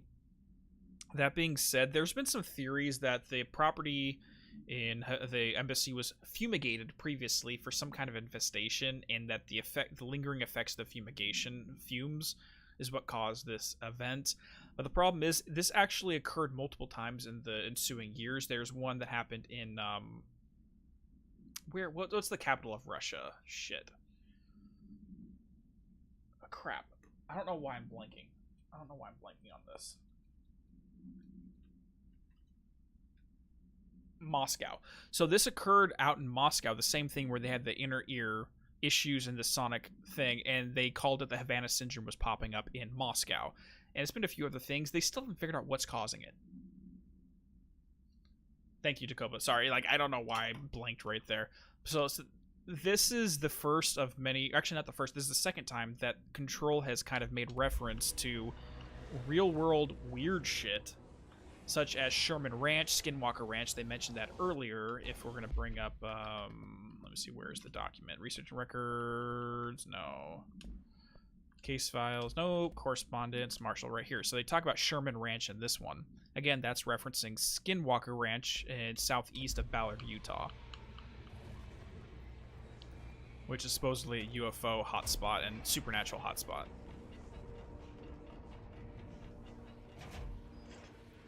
Well, I wouldn't say it moves. The running conspiracy theory is it is a sonic weapon that's being used in remote and specific targets. Oh, let's not go in there. Okay. So we can't go in these rooms just yet. There's mold in there. We don't like mold. Mold hurts us. And the only other place we can't go yet is over here, where the redness representing the hiss is so dense that it actually damages us to go in there. Overpowering here. You don't want me anywhere near it. With you on that. Really? So, sorry, I'm reading Dakota's comment here. So, the Havana Syndrome got an update in February of 2022, so that was last month, saying it could have been from radio waves. Interesting. I'll have to do... I haven't seen that article yet. I'll have to take a look at it. Alright, so let me switch back over to here. Cafeteria bathroom. Okay, so the last document so far is right here. Boop. Unstable area notice. Alright, due to recent fluctuations in the nearest control point, this area's stability has been downgraded to yellow. Reference chart. Green is stable. Yellow is a low possibility of unanticipated building shifts. Orange is a high likelihood of unanticipated building shifts. Red is a frequent unanticipated building shifts. So I just want to put this into mind. Imagine working here and you were said, hey, I need you to be working in the orange area today. Now, building shifts are freaking dangerous. Imagine you just walking around and the wall kind of just subsumes you where you're standing and you're stuck between the gap of two walls. And you're just there until someone, either the building shifts a second time or someone happens to hear you screaming. Imagine the kind of anxiety it would be standing to work in a building like this, and you know at any moment shit like that could happen. I hope their healthcare is pretty damn good. Just saying.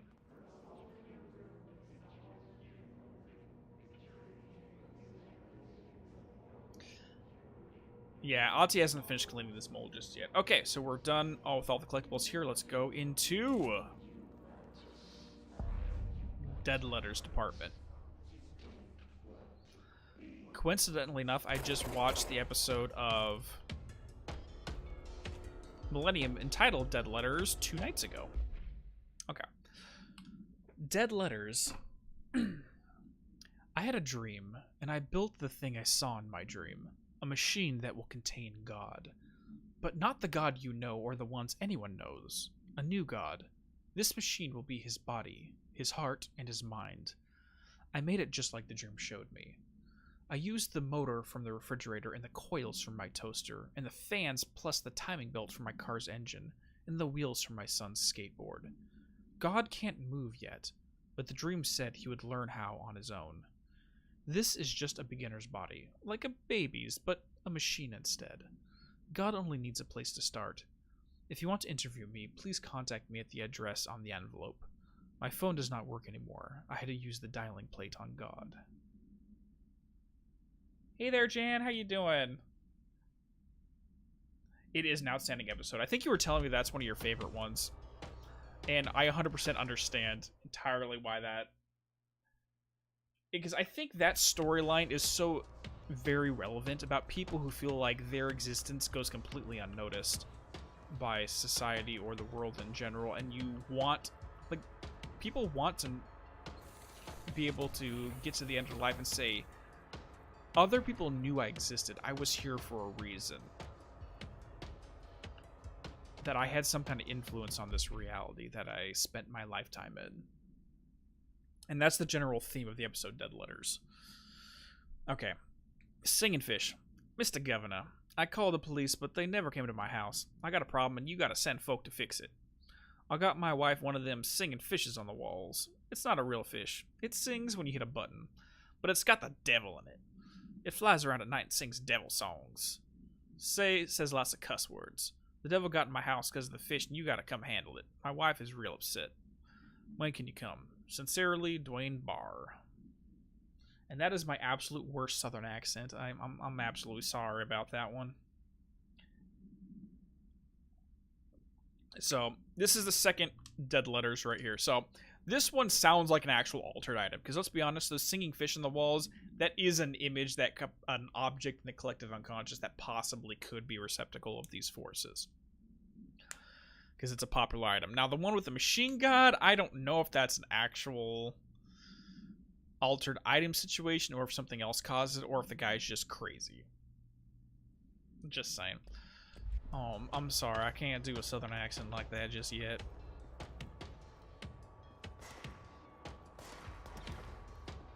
Hello, Mochi. How are you doing? Okay, let me go ahead and delete Singing Fish off my list, and let's get going. Oh, crap. Okay, let's take care of some guys trying to shoot us first before we continue looking around.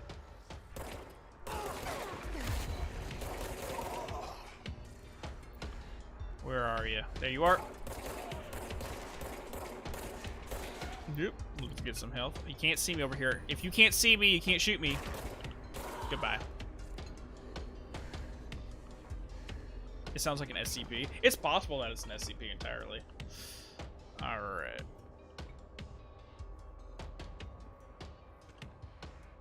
Trench. Dead Letter approval. From Penny Bartwell. Now, this is a name I want everyone to remember because she does pop up multiple times throughout the game. Penny Bartwell in the Dead Letters department. So, delete. Boom. Greetings, Director Trench. I'd like to thank you for approving my request for the Dead Letters archive. So this one just describes what this entire department's about. Cataloging the Bureau's collection of delinquent mail will provide an extremely handy database that research teams can use to search for any connections or related topics found amongst the letters. Aside from the more functional purposes, essentially, if letters that can't be delivered, these dead letters, lead them to actual altered items, that's something that they want to know. So the archive, aside from these more functional purposes, the archive will allow us to preserve these windows into authentic human encounters with the paranatural world. The letters came to us from various places and times, gathered by the Postal Service as undeliverable. The Bureau is the perfect home for them. I realize not all letters contain accounts of genuine paranatural events, but even the erroneous ones allow us insight on how the unknown is perceived by real people. Of course, I will first compile a system to allow us to analyze the letters for any information or suspected connections to AWEs and other altered items. So, thank you again. I cannot wait to deliver on my dead letters. I cannot wait to delve into my dead letters. I am reading that wrong. I apologize. There's a goal in SCP verse called The Church of the Broken God, which is about the machine god. Ooh. Go ahead and message me about that in Discord, Ray, because I want to look into that too, because that's very possibly what they're referencing here. Again, the writers 100% were inspired by SCP.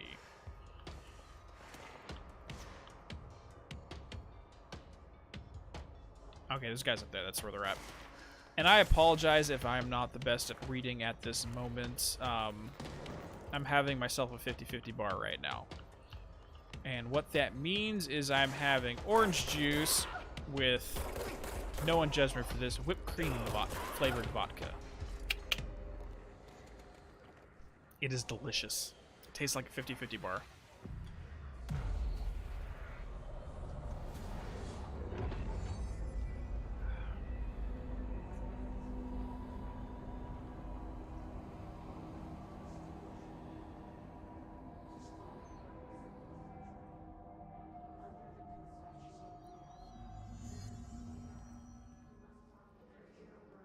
Okay.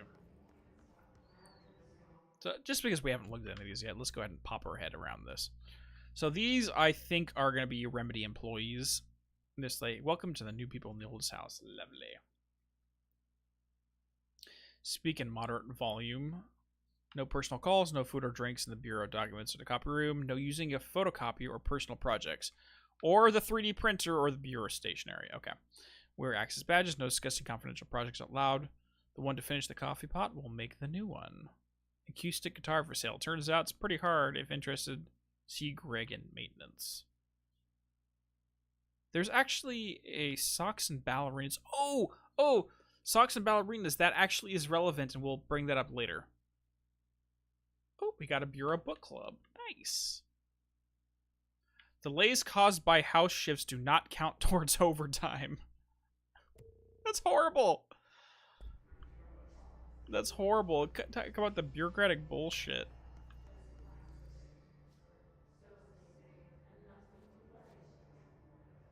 Do you think someone can exploit an OOP and say it's possessed by a devil for money? 100%. Like, I'm not going to bring up certain things in the story just yet because they haven't mentioned them in-game. But it is entirely possible because OOPs specifically could be abused. I mean, let's be honest. We know of a couple people that have abused OOPs. Okay, correspondence. Dead presidents. To whom it may concern, I am being contacted by the past presidents of the United States of America. They appear as spirit guides giving me their wisdom. John Adams keeps saying I need to fix America, but I can't really understand him. They all have lots of opinions. People tell me I'm imagining it, but Theodore Roosevelt showed me how to fix my lawnmower, and I don't know a thing about lawnmowers. Explain that. I have great dead men telling me about the past and the present. If you'd like to use my abilities to help run the government, please let me know. I know the White House could use me. Yours in earnest, James Bartholomew. Okay, buddy. It seems like you just have a lot of opinions and you want to run the government. I get it, but yeah.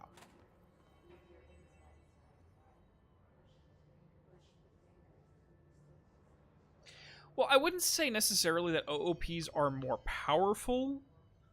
It's just you can control them, which makes them more dangerous because the conscious mind can make them do things that are not natural.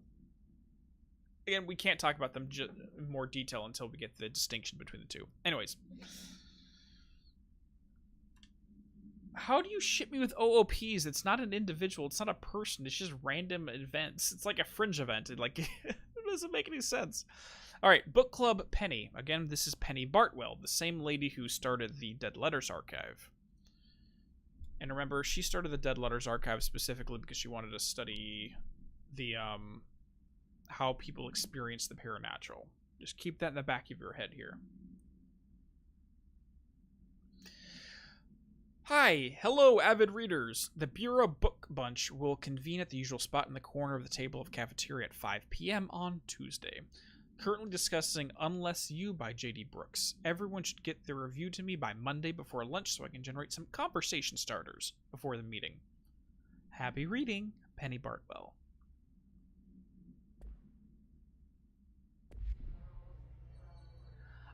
In terms of the distinction between alternate items and OOPs being like the sleeping mind and the waking mind,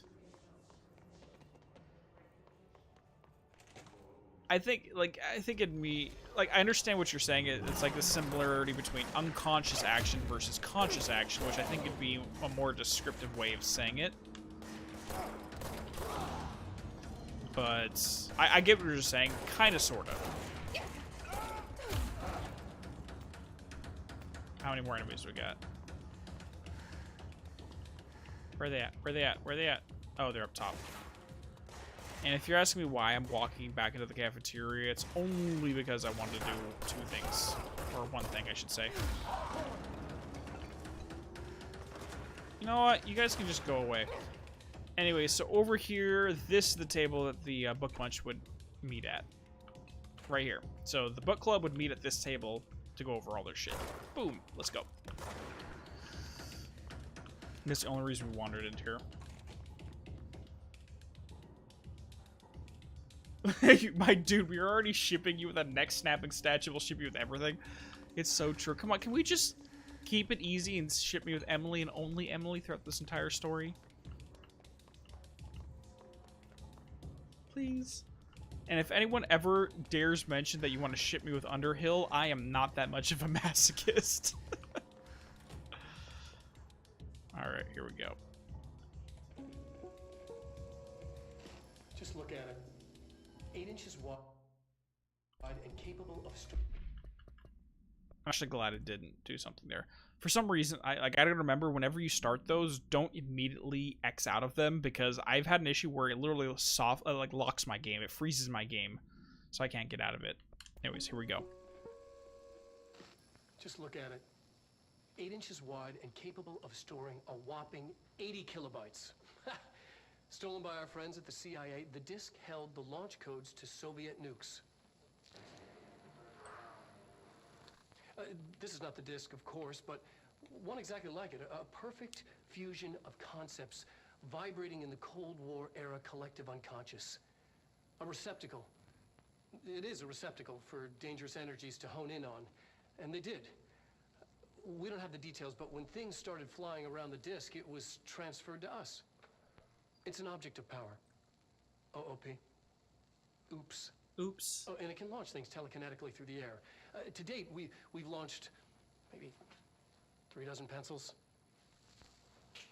And once, we even launched a cup. Awesome. And on that exact note... Oh, crap. Hold on. I need to stand up. Take off my headphones. I have a FBC coffee cup literally sitting on my desk as we speak. And no joke, that is what I am drinking my OJ from. And Valtal, I never admitted to that out loud. You'll never get it out of me. Or a whopping 80 kilobytes. Stolen by our friends at the CIA. Because let's be honest, the amount of anxiety that was going on throughout the entirety of the Cold War is something that collective consciousness would be focused on. That floppy disk would be insane. I mean, imagine an entire generation that was raised growing up thinking, oh yeah, if you hear the sirens blaring, get under your desks. Like, imagine, like, 6- and 7-year-olds say, hey, if you hear those sirens, get under your desks. They'll save you from a nuclear blast. And the vast majority, like, some kids believe that, truly, and some kids were like, getting under these desks are not going to do anything to help us. Like, my parents grew up during the Cold War, and they're like, and even they were like, yeah, this just seems a little odd. This is not going to do anything. It's the same thing with like putting on oxygen masks when you're in an airplane. If the plane's going down, they say put on the mask. It's not going to help. All it's doing is literally feeding you pure oxygen, which gets you a little doped up so you're more relaxed while the plane goes down. That's all it does. I actually got it off of the... I'm not sure if it's the Old Gods of Asgard store or the Remedy store. Either way, you can buy the replicas. I think I'll send you a link, Draco Fox. I'll post it in the Discord. Anyways, is this a staple or an altered item? Don't take office equipment outside of the bureau. So this implies to me that at some point in the past, somebody has taken altered items out of the bureau, and shit happened. I'd like to know that story.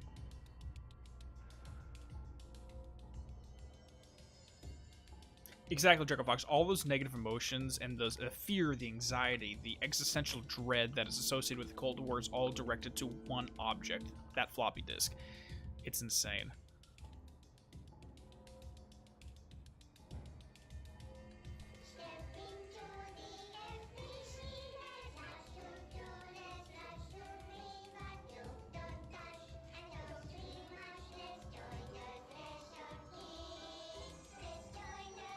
I'm sorry, Ray, you told me you didn't like... I think you told me you didn't like puppets. Or someone did.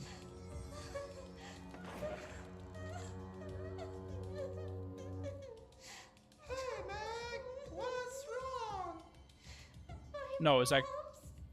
It's a friend of mine that said that, no, not you. I'm so sorry, Meg! What happened? I don't know. They blacked it out. It's like the director says, confidential and children don't start with C. The director's a puppet. They run for person. Dad says my mama went missing in actions. She walked into the city and didn't come back. I don't know what missing in actions is, but I sure wish someone would find her. I'll help you look, Topher. We'll find your mama together.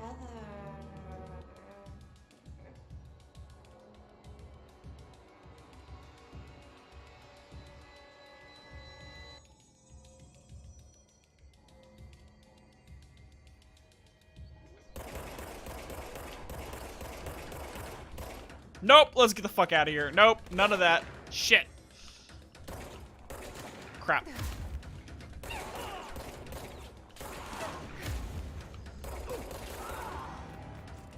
What the fuck is this? That is the most horrifying thing in this entire game, Val. That is the Threshold Kids. And we'll talk about, once we get the request form, about why that exists. We're on the right track.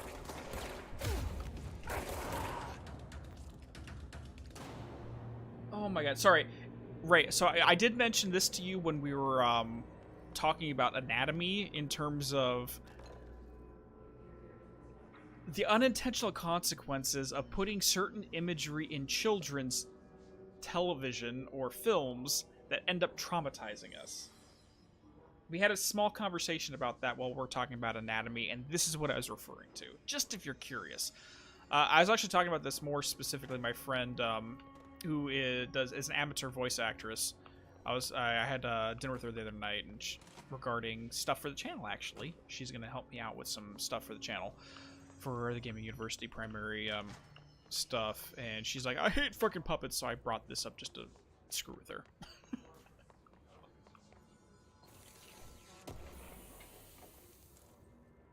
Okay. This is a big no from you, dog. Dude, I do not blame you, Val, whatsoever. You don't remember that, Draco Fox? Oh god, it's horrible. It's horrible.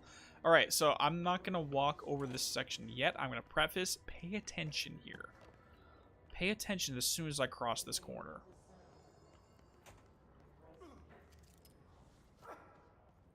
Ow. Our boy literally just got a pneumatic tube shoved to the freaking face.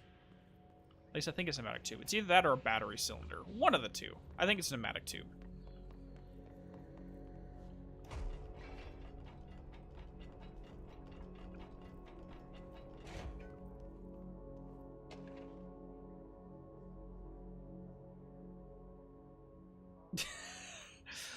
Hey, I technically bought her dinner, so she wasn't gonna throw something at me. And if she did, she'd be throwing a frickin' chimichanga in my face, which I would not have appreciated.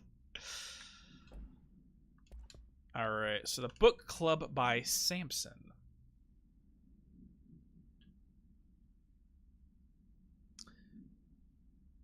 Book club notes for Penny. So remember, Penny Bartwell was having a book club, and they were all reading a book called Unless You. She asked them to submit their book reports, so to speak, so that she can make conversation starters. Well, this is the one by Samson L. So I don't usually read a lot of sci-fi, but as far as space operas go, this was alright. The title Unless You could refer to a bunch of things in the book, I guess, but I thought it was a little vague and stupid. The way the characters kept throwing it around almost like a catchphrase got real annoying real fast. The best part of the story was the space battles. I sided with the Fixers, obviously, because they had the coolest tech and their motives made the most sense to me. Honestly, if I had to choose between some hoity-toity flowers and gun space hippies or some badass bunch of warriors who go around devouring planets like cheap sushi on a Sunday, I know who I'm picking. That scene where they invaded a city planet and converted the entire population with those brain worms, and that space dog fight between those two ace pilots, signed me the fuck up. What kind of ruined the whole thing for me was when my favorite character got killed not even halfway through the story by getting a battery cylinder launched into his face by a gravitational anomaly. His death did not feel necessary at all. Okay, so Samson here read a book that had to do with a gravitational anomaly throwing a battery cylinder into his face.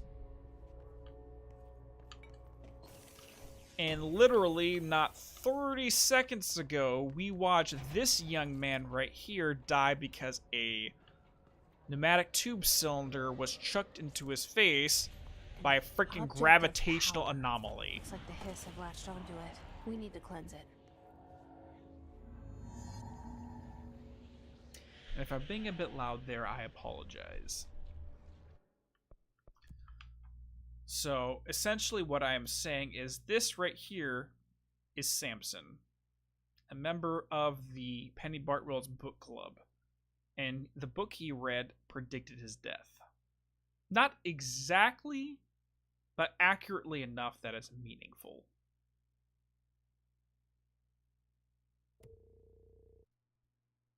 Exactly, Draco Fox, is exactly what happened to the guy outside.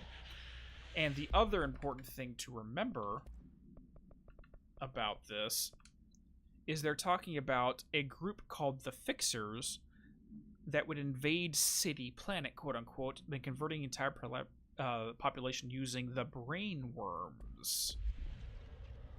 Just like the Hiss is converting the population of the oldest house using their resonance.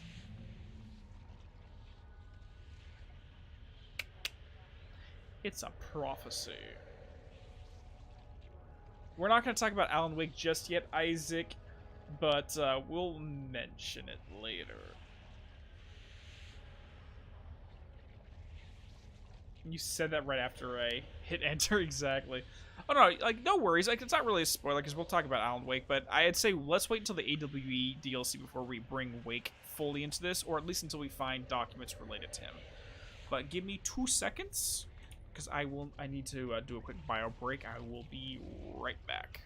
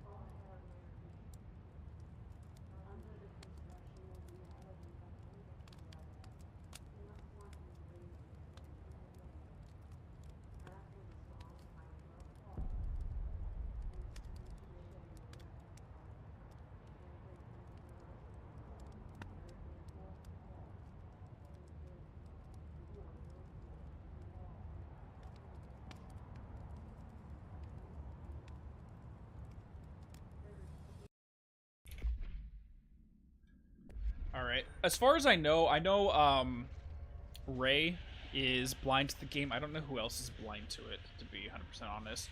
But I'm not just keeping everything spoiler-free for the people in chat. I'm also for anyone who watches the VOD after the fact. But yeah, so we see this guy killed by this. 30 seconds later, we read about it happening. And he presumably wrote that before this. Actually, hold on. I can actually get an exact date. I think today's a Tuesday.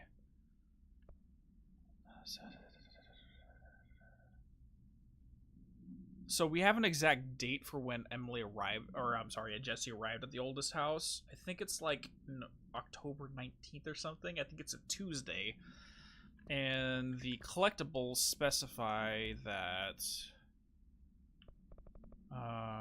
Book Club Penny, that they meet on Mondays.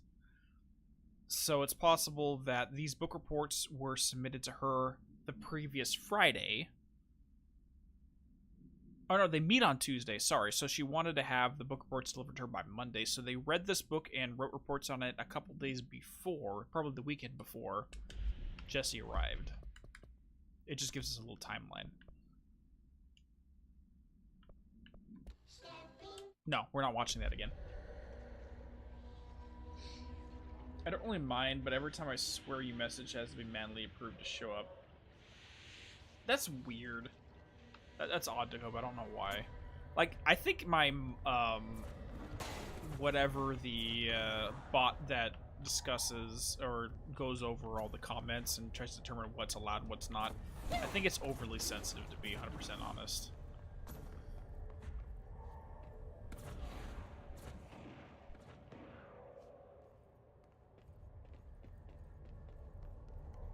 Now, there's actually a quicker way to get to the gravitational anomaly. There's a method where you can literally climb up this ladder and then just like hop right on there, but I'm not very good at it. It's just kind of like a sequence break for the game, but let's not talk about that. It's not necessary to the game. So how long was it still in cognition? I don't know, but we'll talk more about the book club as we get more book reports. Because remember, Samson is not the only member. Penny was, and there was 2 other individuals who were part of this. And we'll discuss more about the book club when we get there.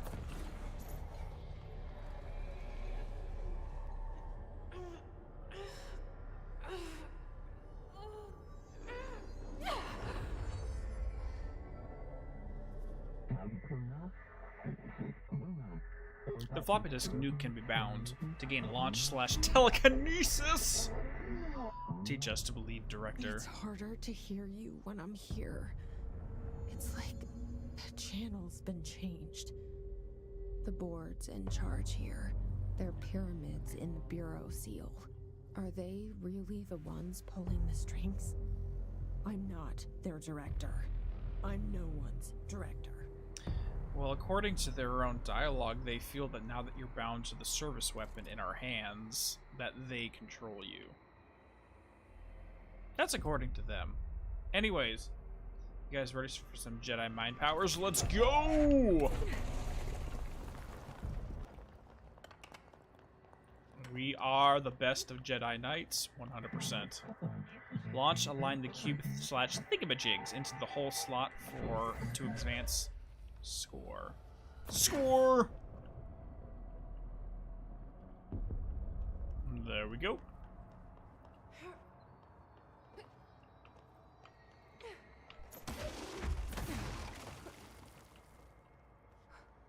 Now you can throw stuff. So throw the toilet or some scene. I'm throwing a John at ya. Exactly. So now we got the most useful skill in the entire game. Launch.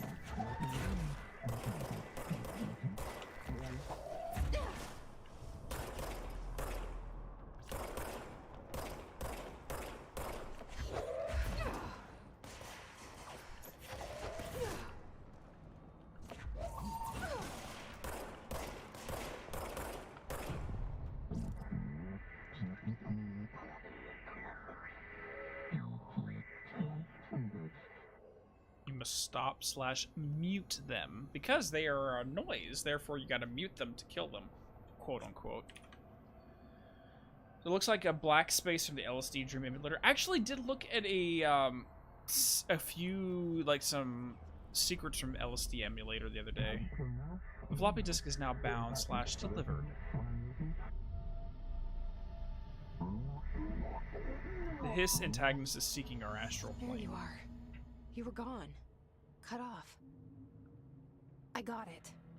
Just like you wanted, right? This will help me fight the Hiss. Alright, we'll talk about that line in 2 seconds as soon as we get rid of... shit. So the easiest way to get rid of their shields is either to smack them with a melee or chuck something in their face. Whoa! Oh crap, I forgot, I can't dodge yet. Shit. This guy is literally shooting a fucking rocket launcher at me. None of your crap! Okay, we're good.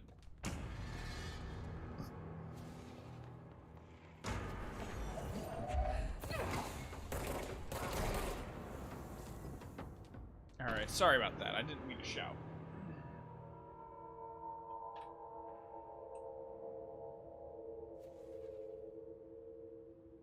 Yep, Jesse is a telekinesis.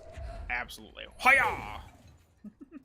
Second useful because of one helps movement. Definitely looks like the astral plane and the astral chains, but white instead of red. Alright, so basically what the board is saying is that the Hiss is attempted to infiltrate the white space, the astral plane, where they exist. Which, considering what we know about them, it'd probably be a pretty bad thing to happen, since they are kind of instrumental for us even being able to use this gun or use telekinesis. But one random thing is, for some reason, all the clocks in the house are always stopped at 4:45. Don't know what that means. It's just a little weird thing that I've noted multiple times. 4:45 clocks. So again, if there's anything specifically you guys want to ask me questions on, bring it up while we're playing.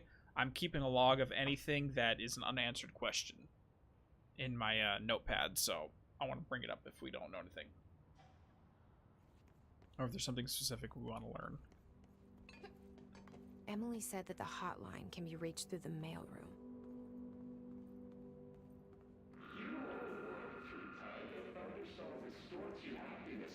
Happiness comes.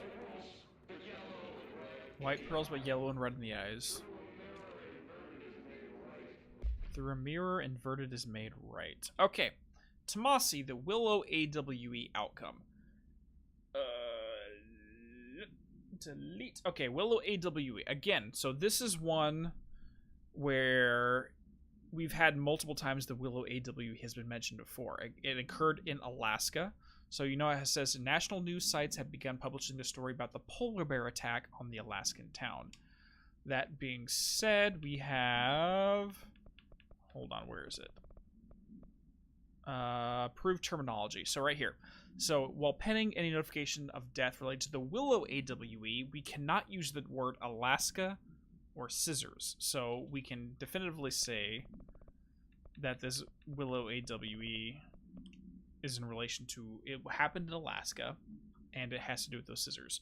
So, national news sites have begun publishing the story of the polar bear attack on the Alaskan town.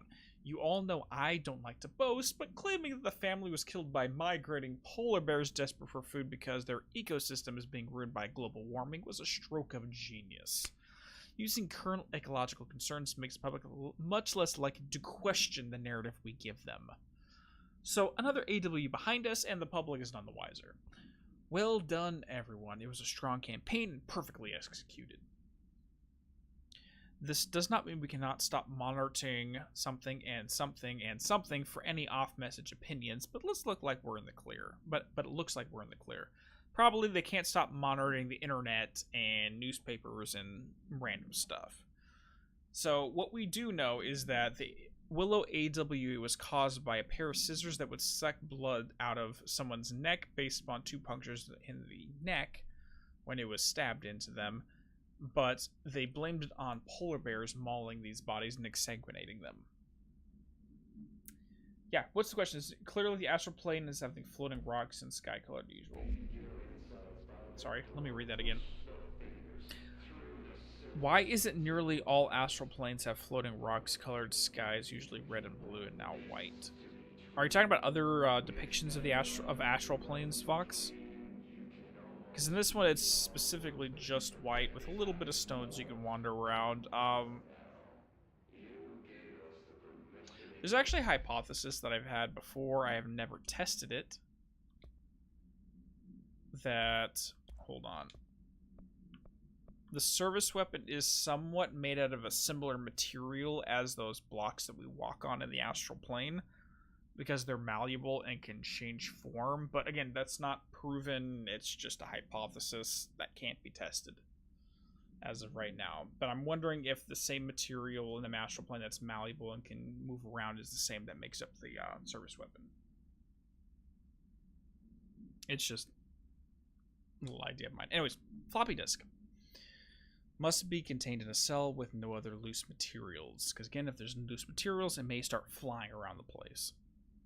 The object is an 8-inch diskette containing Soviet-era nuclear launch codes. When bound, the object allows para-utilitarians to telekinetically lift material and throw it a short distance. See Dr. Erling's presentation 11.15 for more information. That's the one we just saw. The object is currently bound to somebody for research purposes. Stolen from a Soviet military base located in some place by agents, someone within the CIA. The diskette contained launch codes to Soviet missiles, believed to be reserved for use against the United States or the Allied forces. UK, I don't know, somebody. After being returned to America, the diskette began throwing computational hardware at members of the decoding team. An informant at the CIA tipped the Bureau off, and it was requisitioned by agents the next day.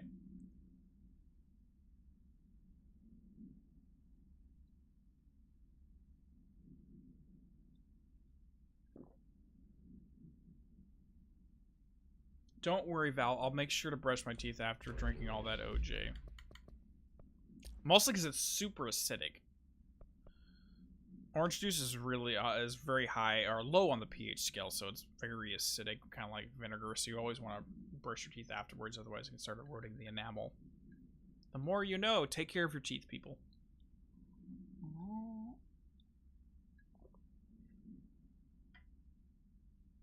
Okay, Hiss demolitions expert. The Bureau only allows certain highly trained individuals to handle volatile weaponry and materials. And yes, I read that backwards. I apologize. Our demolition experts are instructed in the use of explosives in dimensions with distinct physical laws, making them important assets for engineering works as well as combat situations. Hiss demolition experts are the only observed Hiss variations to wield the specialty built rocket-propelled grenade that is designed to identify and track something entities once fired, making them a threat whose termination should be prioritized in combat scenarios.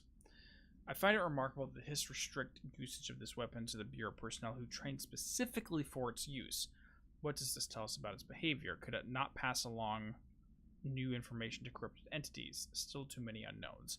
So what Emily's trying to posit at is, okay, so the individuals who are specifically trained for using this weapon are the only ones who are capable of using it, meaning they can't transplant information from one person's head into another person's head. They don't possess that kind of ability.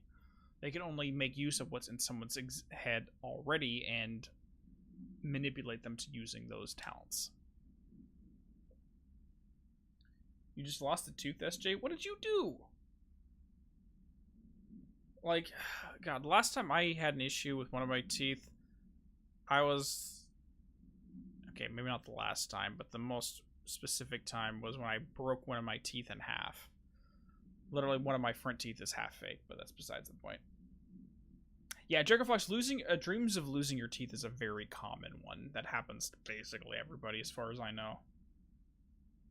Oh, it was an old wisdom tooth? Oh, dude, that's rough. I had all 4 of my wisdom teeth taken out at the exact same time. It wasn't fun. Anyways, this game's logic, the reason that the astral plane is similar is the idea is possible that the collective unconscious. So there's two different philosophies about what the astral plane technically is. We'll get back to the His Ranger in a second. That's defined through multiple different cultures. But one version of the astral plane is a place of pure consciousness. Essentially, it's almost like, I don't want to say a collective unconscious, but a collective consciousness kind of thing. In which the distinction is a little weird.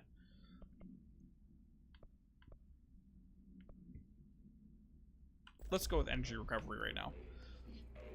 The other definition of the astral plane is a place where the soul goes upon death. So, if you go by the hypothesis that upon death our souls are released into some kind of ether, so to speak, then this ether where the souls reside, at least the spiritual aspect resides, is the astral plane. Which can be argued to be relatively similar to a place of pure consciousness, but it really depends on how you define it.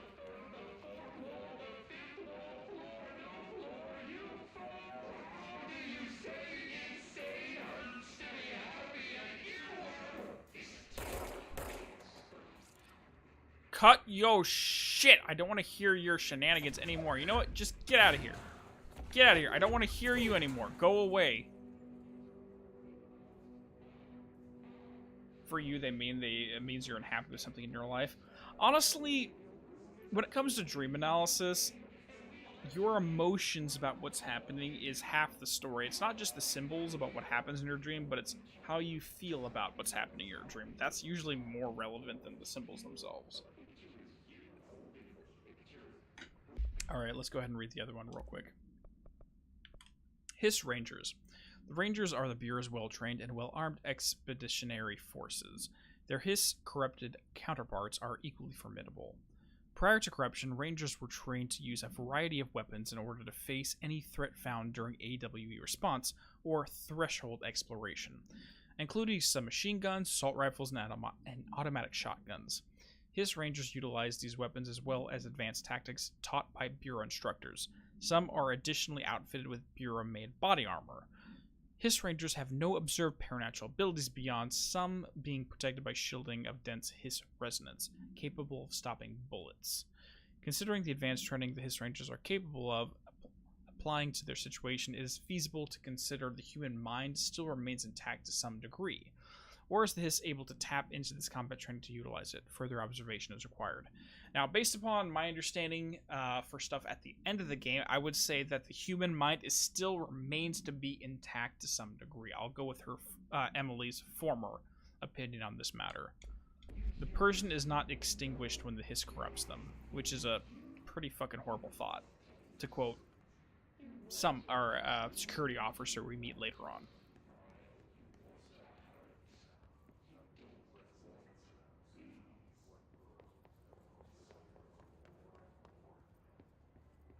Well, hello there. Give me your clearance level on number 1. This must open the door. It does. 100%. But first, let's go ahead and do this.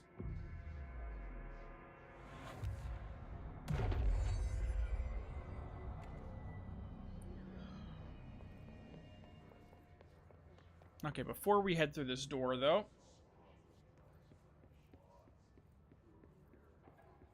let's go ahead and use that level 1 security card to grab a new collectible right over here.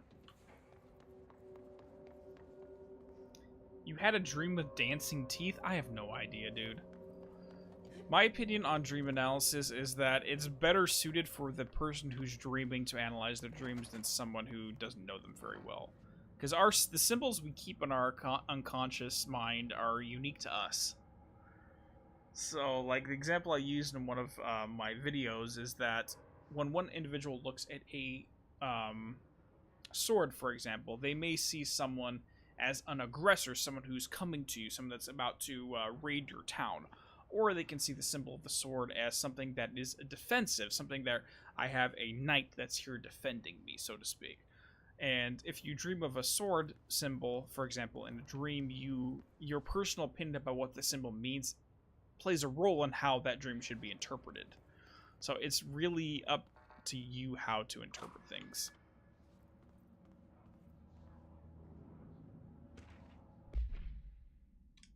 Havana supplement. Okay, so this is getting back to the sonic weaponry attack in Havana, the Havana syndrome, as we mentioned earlier in the stream. Bureau of Medical Staff personally evaluated the injured embassy personnel when they arrived back in the country. While the victims reported cognitive issues, dizziness and fatigue, further testing by the Bureau medics found intense cell damage similar to that of radiation exposure. Agents and research staff remained to take soil samples from the surrounding area, but found no traces of something beyond the health issues of the staff. The communications department disseminated a story of foreign powers using sonic weaponry on the embassy staff, resulting in various health issues that required the embassy to be evacuated. The story successfully took hold, gaining brief international attention. And it has international attention to this day. Again, as Jacobin mentioned, last month we got an update on Havana Syndrome. Now, the supplement is for the AWE. So the AWE is essentially the weird events, like the fringe case, so to speak, of what's going on. An OOP is a type of object that can cause an AWE, and an altered item is a object that can cause an AWE, but there is a distinction between the two.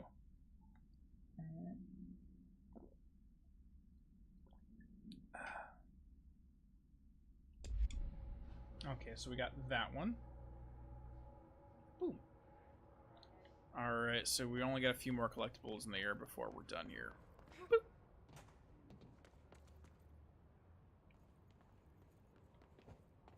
So as far as I can tell regarding the supplements, so the summary is basically this is what happened during the event. Supplement is, so this is our, after doing some research on the event, this is what we uncovered. Is how their the Bureau structures these. Oh, I missed the loot? Nah, we can go grab it. I'm not overly concerned about getting all of the loot boxes in the game, because frankly, they're not all, most of them are kind of pointless, but whatever.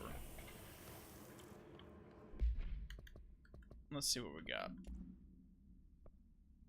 So we can increase our damage by default by 50%, or we can keep our 35% damage increase after the initial kill. Which I think we're going to get more use of it at the end of the day. Arabic cultures are next level in dream analysis. It's about personal interpretation, more about archetypal images and symbols. Really interesting. Though exactly, like, I think I could agree with that. Frankly, there's a lot of Middle Eastern culture and philosophy that I very much appreciate. Like looking at their literature, like Arabian Nights or the Tales of Scheherazade, or like their literature gets into really philosophical and spiritual topics, which I appreciate. But yeah, I can get that, where I'm a proponent that dream interpretation should be done by the individual. However, someone who is experienced in dream analysis can help you to interpret it, almost like a therapist can help you understand your own mind, if that makes sense. So they'll teach you the skills it takes to interpret it, but you're the one who has to, at the end of the day, interpret them. Bro! Jesse, I hate to say this to you, but this is why you should not drink and shoot. Because you start missing everything. Yes, I'm blaming you for this.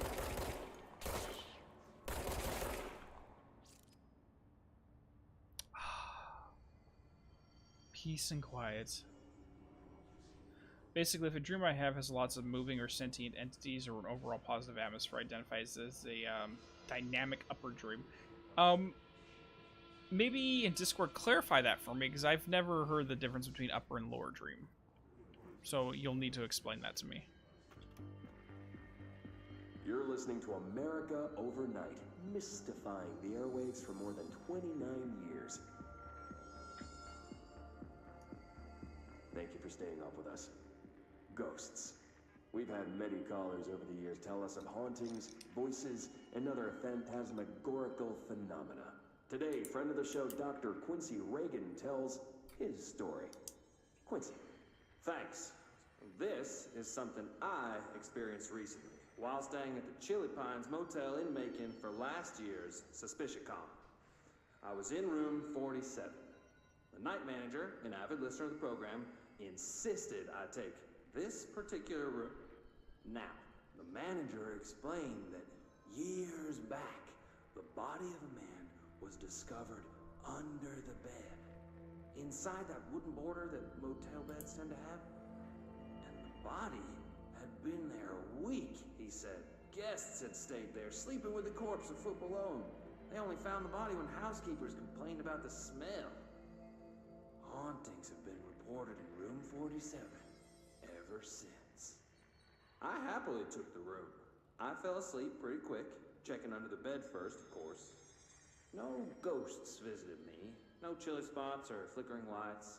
But when I woke up, I found myself under the bed. It was dark and stiflingly hot. Luckily, I was able to push the mattress off and crawl out before I suffocated. The night manager was kind enough to find me another room. There you have it, listeners. What we call ghosts take many forms. Quincy was brave enough to tell his story, and I encourage you to keep calling and writing whenever you encounter something strange, something you can't explain. Maybe you're seeing colors that we have no name for. Maybe your toaster is possessed.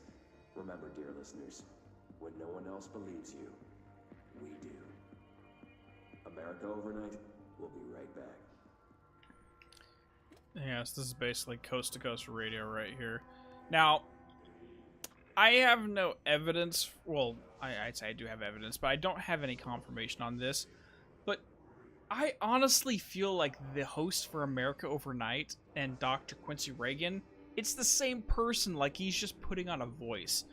Like, see, here's me talking to myself. Like, I'm saying, hey, young sir, what is the answer to this question? You go, well, hey there, young sir, so this is what's going on over here. So it's the exact same person speaking, but they're using a different voice to make it sound like they have a guest. And the only reason I say this is because the tempo, then the meter of his speech sounds almost identical, just with a slightly different timbre to it. And timbre meaning the quality of the voice, that's what gives each of us our unique tonality. But it just feels like it's the exact same person. You're a perfectly normal toaster, Ray. Yes. I don't know. Like, what's your thought on that? Because he sounds like it's the exact same person. It might be just me going crazy. Okay. Oh yeah, it's definitely tended to be like Pat Maine from Alan Wake SG. Where the radio broadcasts. Okay.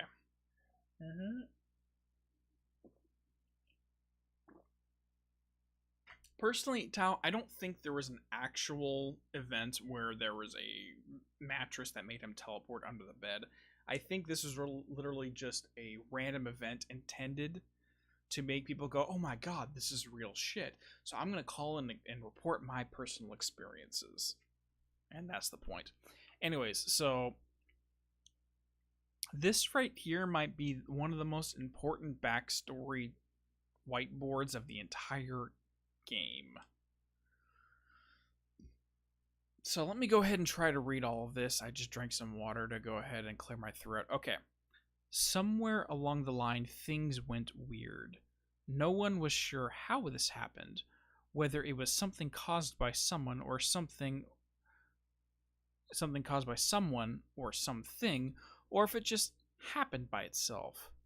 There were a lot of stories. Everyone had a theory of how it happened, of which maybe the weirdest and perhaps most fittingly singled out here was the talk about a strange golden space helmet that someone had found and a secret research project to replicate and manufacture those helmets. It was said that the helmet opened a way to another place, different from this one, but whether that other was actually a place different from this one, or just something that came over you when you were wearing the helmet, no one knew, not even the scientists in charge of the project. In any case, or so the myth went, the helmets or the people trying them on brought the other closer to here, and things got weird. Things that people had learned to take for granted, like technology and physics and religions and time and hold on. And time and stuff just stopped working like they used to, stopped altogether, or became something different. There were lots of accidents and terrible catastrophes at first, and most people died and disappeared, and in some places it rained flowers, and in others, blood. And sometimes the other was very close, and everything rippled and warped as something big in the other passed close by. And sometimes it was even almost like the old times. In times, people adjusted and adapted and learned to use the new things and laws to fix some of the old. Mostly, as time went by, people just forgot that things had ever been different, and the weird became normal. Everyone, at least everyone who believed in the myth, thought that the golden helmets and those who wore them were bad, and they seemed to have a point, for those in the golden helmets, even while they were hardly ever seen anymore, were often, on those rare occasions, doing bad things. Luckily, the other gave many people strange abilities, and a few heroes rose to fight the bad things. And there were lots of these bad things, and lots of good things as well. But now, even more than before, other things were ambiguous, and neither simple or clear. And people rarely could tell the good from the bad. In any case, things went on, and it was almost never boring. And right here at the bottom right, who wrote this? Report to Dr. Darling immediately. Who the hell wrote this crazy bullshit?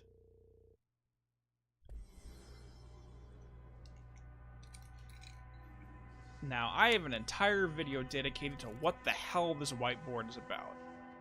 But that is another story that shall be told another time. Let's go!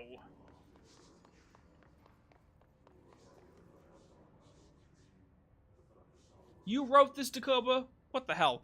So essentially what I'm getting from that is at some point people developed a certain technology that allowed them to see into another plane of existence.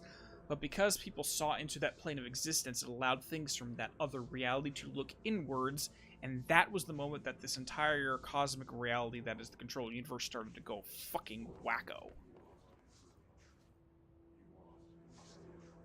Hey, take it easy, Matt. You have a good night, alright? You never read that, Tao? Yeah, it's freaking crazy. Like, it's almost implied that once you finish interpreting it, is the origin of all the weird, crazy shit that happens in the Remedy Connected Universe.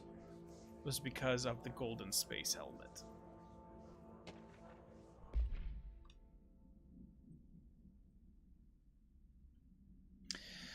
Okay, Marshall lockdown distinctions. Pay attention, Alberto. This is the last time I'm explaining this. Internal lockdowns are manually triggered events that lock one or all sectors by restricting use of the section elevator, effectively locking staff in their sector until the emergency is handled. They can only be lifted via the directorial override and maintenance once the director is satisfied that the situation is under control. External lockdowns are a bigger deal, nothing in or out of the whole building. It's only triggered by a code red containment breach based upon some complicated system that security research slapped together. It can only be lifted once A, the threat has been neutralized, or B, the high clearance individual gives the system the all clear. This process is not the same as the directorial override, so stop saying so in documentation. I know it's confusing as hell. I've told Darling 100 times to change it, but they're adamant that it stays the way it is. Honestly, I don't think they even know how to change it at this point. Let's just make sure our staff understands how this mess all works. So this is just telling us that we're currently in an external lockdown. We saw that at the beginning of the game when we walked in the front doors. So we need to have the director turn off the thing, otherwise we're kind of stuck. We can't get to other sectors of the oldest house until it's turned down. So that's Jesse's first quest, is that we have to figure that out.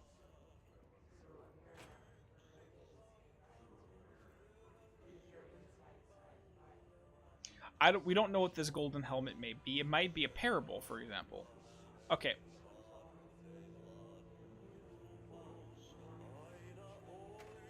listen to the singing.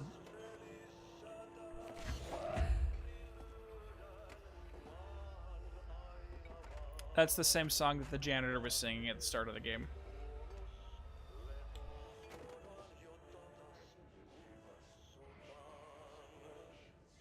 Alright, so this is a sequence break, but let's do this. This is gonna hurt us, but fuck it. Run! Okay, run out. Okay. So we just got ourselves an ability point. So normally you're not supposed to get that until later in the game, but I accept the damage just so we can get it.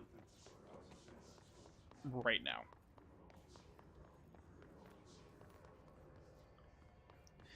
And funnily enough, Takoba, I noticed that those little carts with the radio where the janitor is singing only shows up in areas where the janitor needs to be to clean something up. Alright, let's go into here. This room is actually pretty interesting, but we'll talk about it once we clear out the enemies.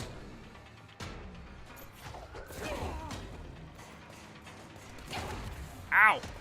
So this must... Fatality.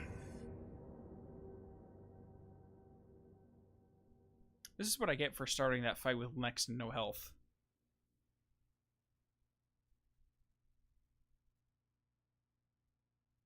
No, you're not wrong in thinking that, Dragofox. I can listen to Ozzy sing all the freaking time. Shh, Isaac. I thought I was a good enough player to get through that encounter without dying, but whatever. Whatever. It's fine, we're good.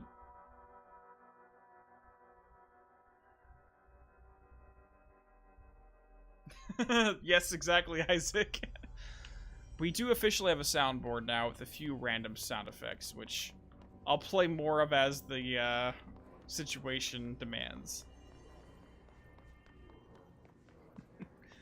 Alright, let's go back into the this room right here.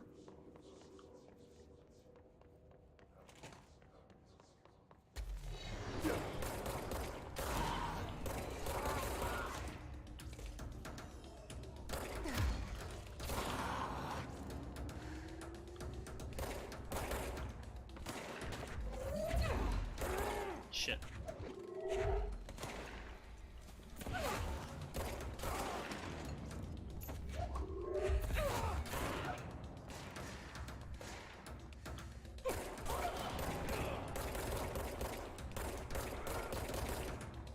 Let's get some ammo back before we continue onwards from here.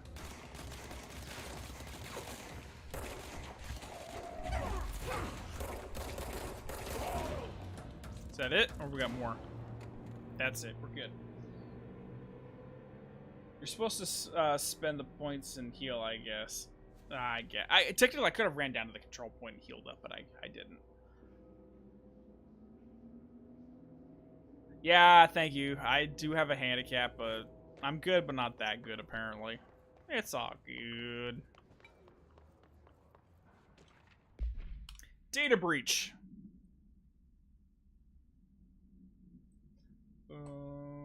Delete that. Perfect. All right, last month, our on-site servers experienced an intrusion by unauthorized users. After a thorough investigation, it was confirmed that the users only accessed a video file, which contained portions of various Dr. Darling presentations. Investigators were able to track the users through their IP addresses. The following are confirmed identities of these users. Patrick Sturgens, and I'm sorry, Patrick, if I pronounced that incorrectly. Sturgens, I think that's how you say it. Rubens Noguera, Arto Kolumaki, Christopher Mills Bowling, and Jaco Sarinen. These individuals are in breach of Bureau Code 91 and have been placed under surveillance by our external investigation team. Further action is pending.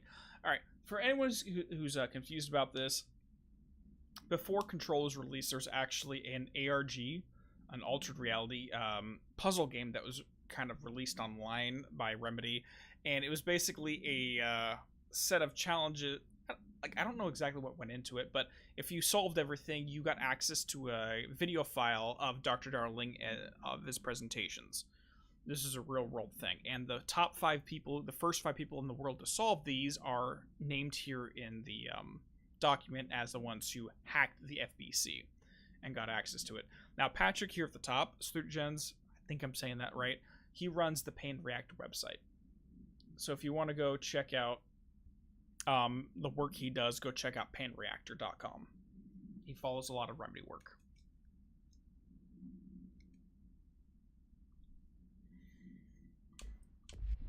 Okay, now your theory on that room's purpose. Okay, so the cool thing about this room right here, which we can find out just by zooming in on these. Internet usage rules. Internet is not used for social media, no FB materials, blah, blah, blah. Okay, I'm not going to read this whole thing. Essentially, this is the only place in the entire oldest house where you have internet access. Because they're basically creating little hotspots where the oldest house can't fuck with it. But if you work in the Bureau and you need to get access to the internet, this is the only place you can go to.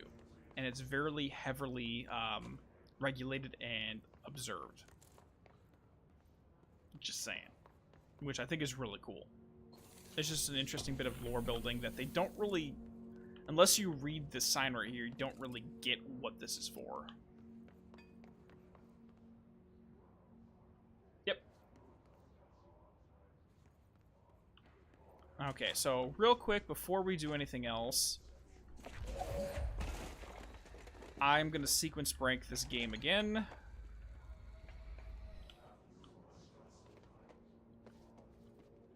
Ah, crap. There we go, and we got an ability point. Woot! 2 ability points for basically breaking the game.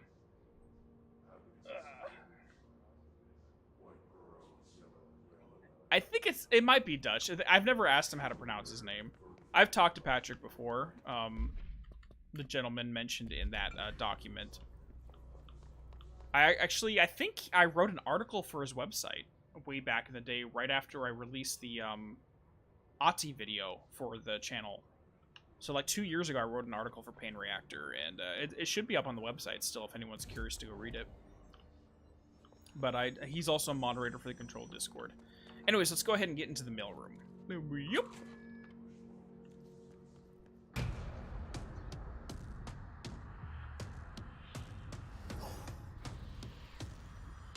Actually, that's right, Tacoba. Yeah, Patrick retweeted me yesterday when I was talking about this stream here.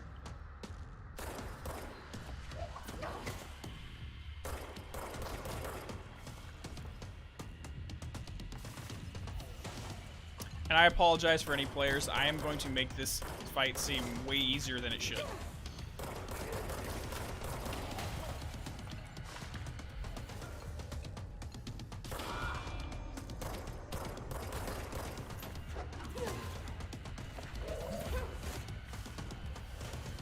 The fight is actually a lot harder than I'm making it out to seem, but I've done this way too many times, and I understand the AI of Tomasi here.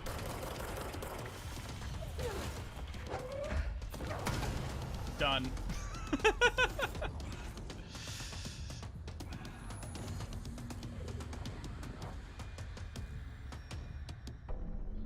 So yeah, that fight is actually he'll be back. Super difficult, but I break the AI. The hotline should be past the mailroom.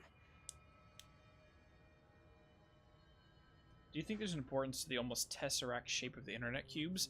Honestly, Tao, I've never thought about it. Let's go take a second look at it.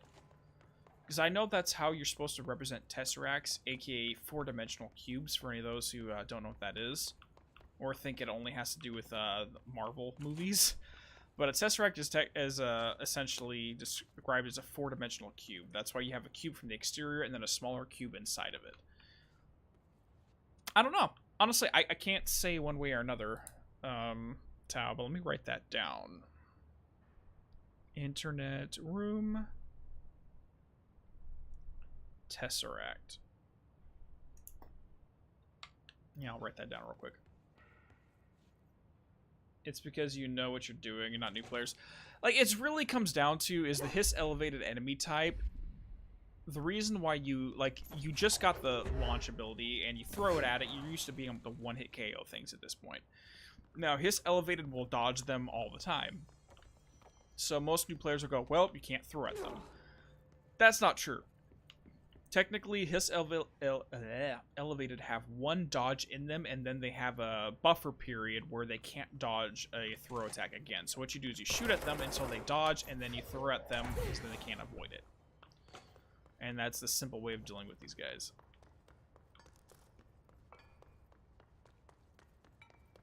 There it is, right there. Tea time. Hey, Malcolm. Yes, tea time is at 7. I'll see you at the course on Sunday morning. Course, I'm assuming like a golf course, possibly.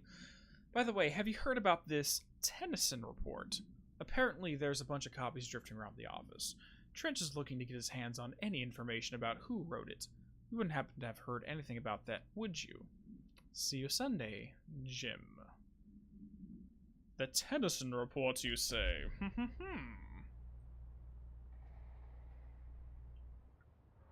That is a big plot line in this game.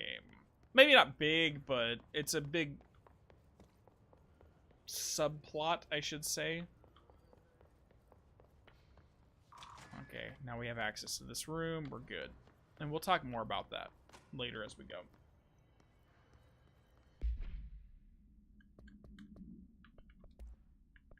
His elevated. His elevated agents display abilities similar to telekinetic competencies observed in Bureau utilitarians. Some prefer to charge their attacks, while others launch objects at them. Telekinetic attacks have been ineffective against the Hiss elevated due to their own talents in the area. I just proved otherwise in that battle, so shh. Emily Pope, you're wrong there. Anyways, they do not use any weaponry except for their own paranatural capabilities. Some Hiss elevated have been seen levitating while strapping into chairs. This is likely the result of individuals being corrupted while undergoing cognitive recording in parapsychology. That is an important plot point. So whenever we see the guys floating around that are in chairs, it's because they're going through cognitive recording in parapsychology. Once we get to the research department, we'll talk about that more. How are they able to use paranatural abilities? It is not possible that these individuals are bound to objects of power prior to the corruption. It is also worth considering that the Hiss resonance can identify and express latent paranatural abilities in the individuals it corrupts. So this goes back more and more that when the Hiss corrupts somebody, anything inside their head, whether it's their potential capabilities, it knows innately, takes advantage of it. Just like how a flat square can be the result of a shadow of a three-dimensional cube, a tesseract is surmising. Exactly. So in two-dimensional space, we can draw what looks to be a cube, but it's actually a two-dimensional representation of a three-dimensional object. That's what a tesseract is. It's a three-dimensional representation of a fourth-dimensional object. All right, take this down. The situation in Cuba has been evaluated by the relevant authorities. The mysterious illness affecting the staff at the U.S. Embassy in Havana was caused by sonic weaponry in the hands of a foreign power. Numerous personnel have damage to the inner ear, but most are expected to make a full recovery. Of course, the event also damaged their cellular walls, but we can't blame that on some stupid noise gun. Thank God no local doctors examined them first. Honestly, what are the odds an altered item would show up inside a U.S. embassy? Talk about good luck, huh? So much easier to... Hey, are you still recording this? Whoopsie! So yeah, like if Hiss infects a cat, it would be capable of anything a cat can do. Which is technically true, but it can also alter the physical morphology of a cat to serve its purposes as well. And we'll see how certain human beings can be shifted around in that manner once we get to maintenance, but we'll talk about that later. Yep, he mentioned the Havana AWE, which we've been talking about quite frequently. Now, one thing I do want to note that I honestly just noticed, I've never seen this before, is we have the executive sector. So this is the mailroom where you can put things in and shift it all over the oldest house. So if you need to send an interdepartmental memo, this is the room you do it in. So the first area is executive, research, containment, maintenance, and then you have one area that is redacted. Now, based upon the size of this, the S probably stops there. there. And whatever this is. Now, this may be in reference to the AWE DLC, which is what this is redacted for, but who knows? Maybe it's another new one we don't know about. But I honestly, I've never even noticed that detail. I just saw that for the first time. I think that's cool. Alberto Tomasi, head of comms.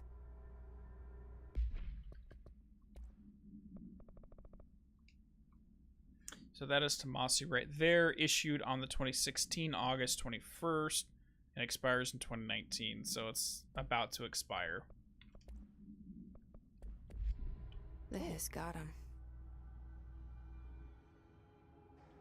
Yes, FrostGen, we're playing the Ultimate Edition, so we do have access to all the DLC. We'll be playing them as they get unlocked. And yeah, no spoilers then, unfortunately, Tal, but we're going to talk about as much as we can without talking about the story of the game itself. The world building, we'll talk about that all day, every day.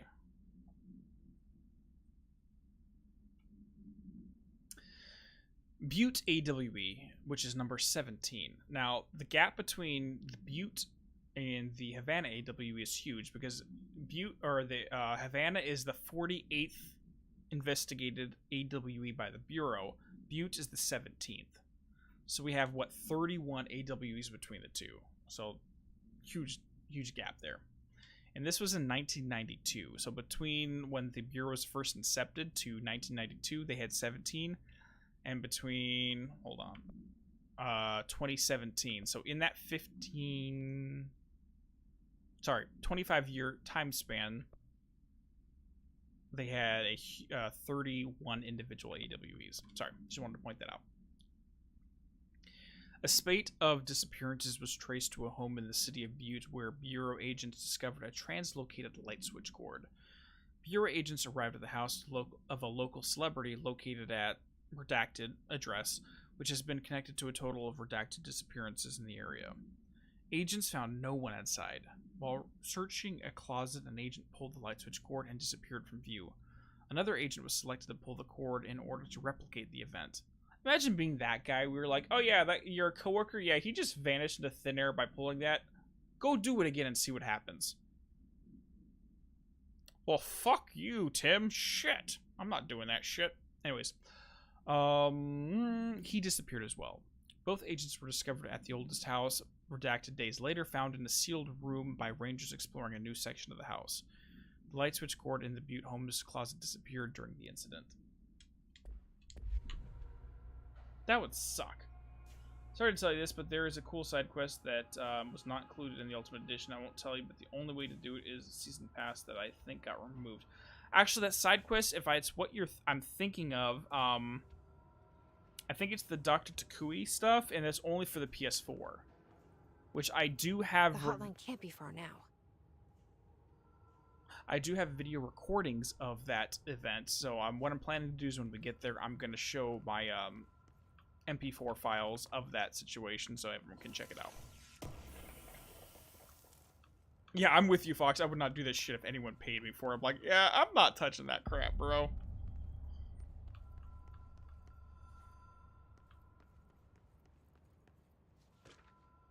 Okay, now we got the supplement for that.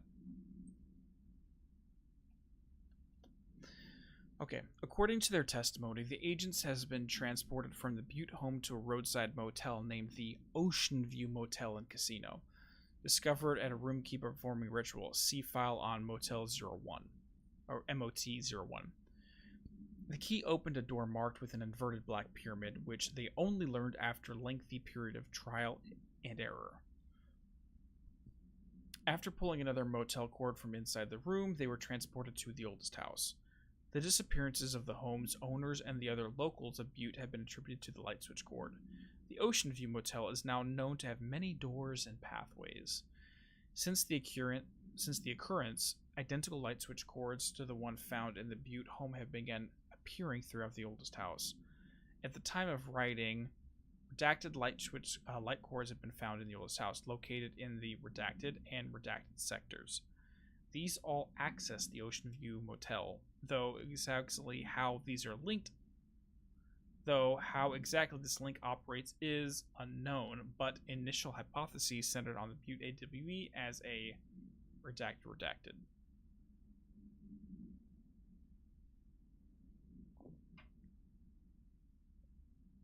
Oh, can you actually mess with the coding of the game to get access to it, Tacoba? That's fine. Like, again, I'm just gonna play the recording of it, just so everyone's aware of it. It's something, for some reason, they only made that side quest exclusive to the PS4. So if you had it on Xbox or you have it on PC, you can't get access to it. It's, I don't know why. It's weird. It might have to do with the fact that it was something that had to do with Hideo Kojima. So Kojima actually voices Dr. Takui in this game, but we'll talk to that when we get there. Alright, hotline security logs. So this is just a list of everyone who had access to the hotline chamber. So you have only Director Trench and Bill Everett, who is a custodian, so kind of a janitor, but not really. And then at the very, very bottom is Carol Bishop. So we don't know who the hell Carol Bishop is and why she was the last person to have access to this place. Now, she could be someone absolutely innocuous or someone relevant. So again, we have a date here, 10/26. I think that's either today or tomorrow, like the day before Jesse arrived or the day Jesse arrived. Not really sure.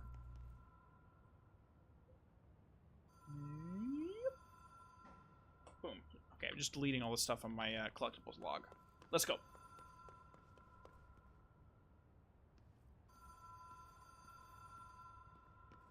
The Ocean View Motel and Casino.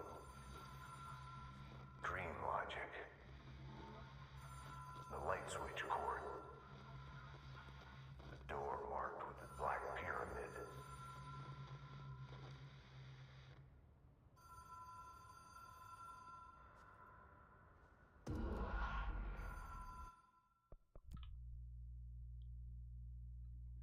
Notice, Ocean View Motel and Casino entry point. Catalyst is the light switch. The law of 3 applies. Ritual attunement required. Agents must orient and anchor motel to their personal frequencies. So essentially, by doing the ritual of pulling the light switch cord 3 times, you tune the frequency of where this motel resonates for on that tier of reality to the one you exist on. So you're kind of merging 2 realities together by performing this ritual, in essence. So if you've played The World Ends With You, they talk a lot about how different realities resonate at different frequencies as well. Really good game if you've never played it. Whoa. Have we been here before? No. I've stayed at a lot of roadside motels across the country, on the road, on the run, under the radar. This feels like all of them, like something recognized from a dream.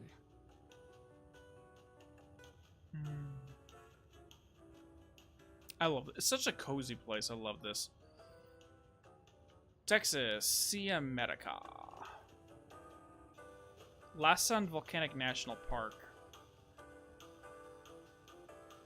Ranger Natural Survivals.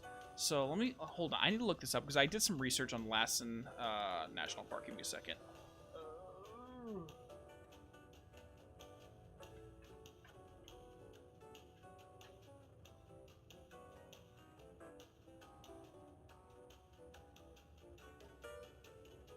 Okay, never mind. So this is just another volcano. It's not a caldera like Cauldron Lake in Bright Falls, Washington was.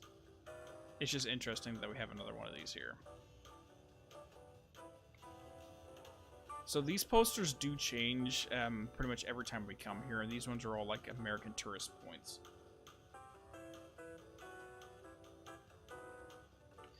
Okay, so this is not in the game, but if you look at the game files, you'll get some information here.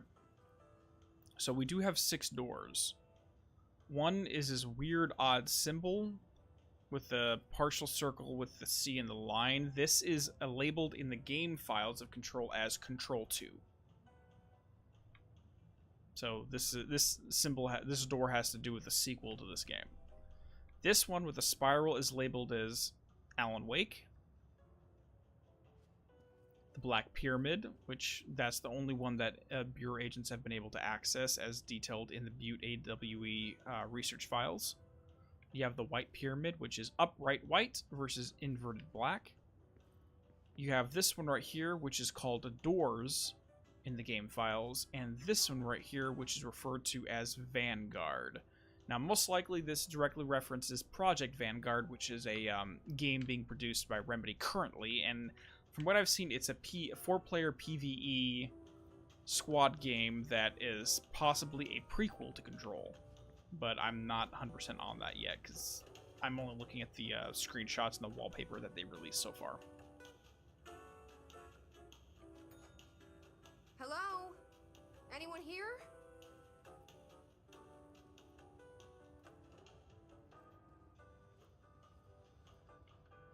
Yep, nothing in here.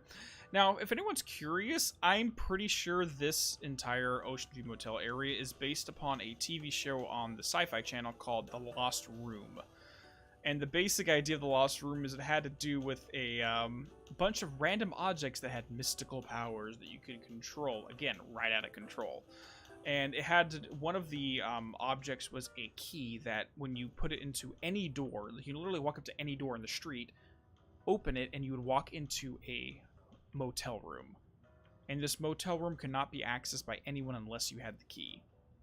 But on the other side, if you were in the motel and you put the key into the door, you can open it into any door in the entire world. So you can, essentially, you could walk to your bedroom door, open it, walk into the motel, and then exit in another country if you felt the need to. Now, I've only watched the first 2 episodes of the show, so it was only 6 episodes on Sci-Fi, so it was a really quick show. But I'm pretty damn sure a lot of this Ocean View Motel and some of the story of Control is based around that.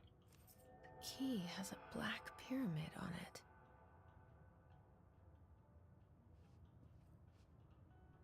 It might be Condor, Isaac. I get Project Condor and Project Vanguard mixed up all the time. I'll be 100% honest. And it also cracks me up that the squad in Crossfire X is named Vanguard Squad. That's going to be the Global Risk faction of the game story is named as Vanguard. And I'm not sure if that relates to this symbol, which is labeled Vanguard in the game files.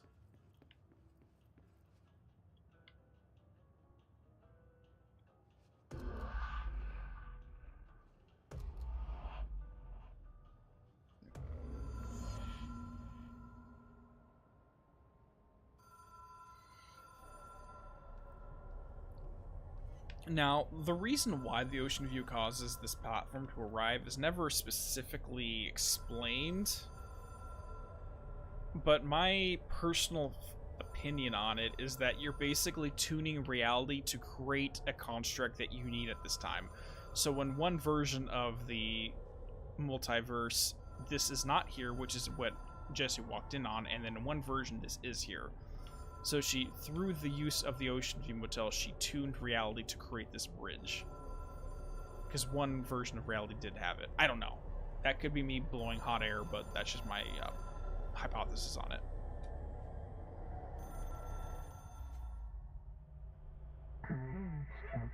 The hotline Seashell is a transmitter bridge.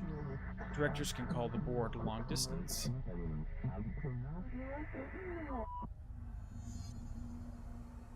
Here we go. Now, I love that they refer to the hotline as the seashell, because what's the point of a seashell? You hold it up to your ear, and they say you can hear the ocean in it. By holding the seashell up to your ear, you can hear the ocean. And if Remedy uses the term ocean to describe the entire multiverse of the RCU, the hotline allows them to hear the entire multiverse of their shared universe.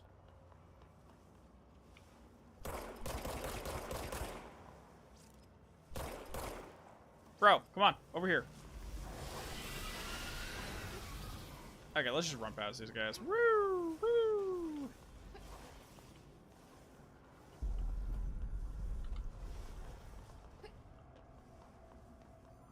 really wish I had the dash ability right now. Hey, no worries, SG. Thanks for hanging out and chatting. You take it easy, alright?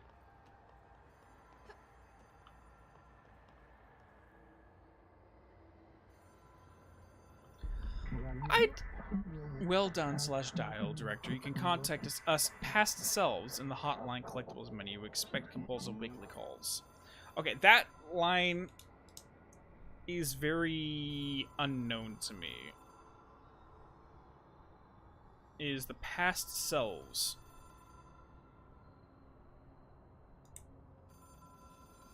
Now, some have taken that to imply that the board is all the past directors of the Federal Bureau of Control. But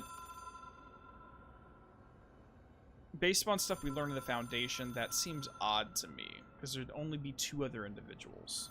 But we'll talk about it later. It is a phone. It's an object of power. It doesn't connect to any typical network. A direct line to the astral plane and the board. And my hypothesis is, under the right conditions, to other planes of existence as well.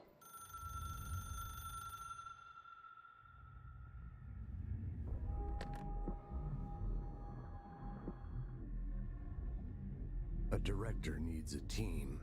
My management team. These people know the secrets of the Bureau as well as I do. Some even better. Darling, Tomasi, Salvador, Marshall. Marshall especially, my head of operations. She sees right through me. She knows I don't like relying on people. The only person you should fail is yourself. But things change when you become director.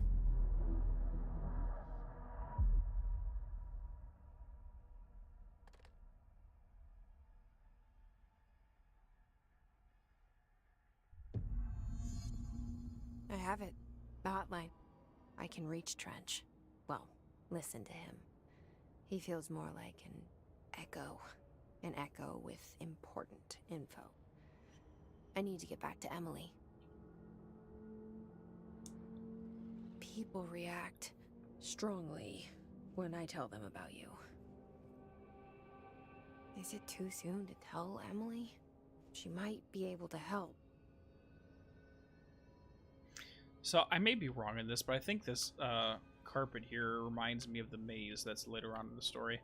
So essentially the hotline allows you to call and tune into other dimensional reality. Before we get into that, I need another second quick bio break, and I will be right back. 2 seconds.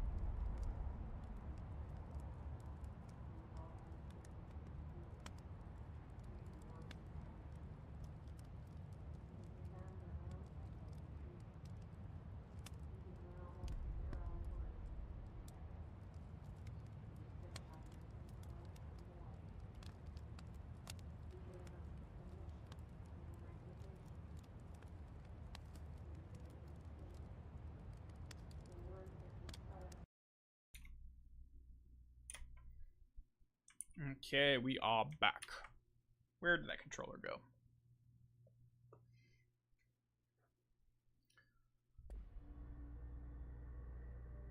I see that after Darling, there was a distortion of the projector. What else did Darling say about the projector? Like, it's implied that there's a lot of cut sections of those Darling presentations that we do not get. So let's check out... Hold on, the Hotline Multimedia. Let's watch the whole thing. Ring, ring. It's Dr. Darling calling. These are the cut sections. In 1978, a comms department intern heard the hotline ring and picked it up, going against every safety protocol in the manual. She never recovered. And the handful of witnesses required extensive memory repression therapy. It is a phone. It's an object of power. It doesn't connect to any typical network. A direct line to the astral plane and the board. And my hypothesis is, under the right conditions, to other planes of existence as well. Our very own Ouija board. Only the director can answer it safely, and what he hears is kept classified.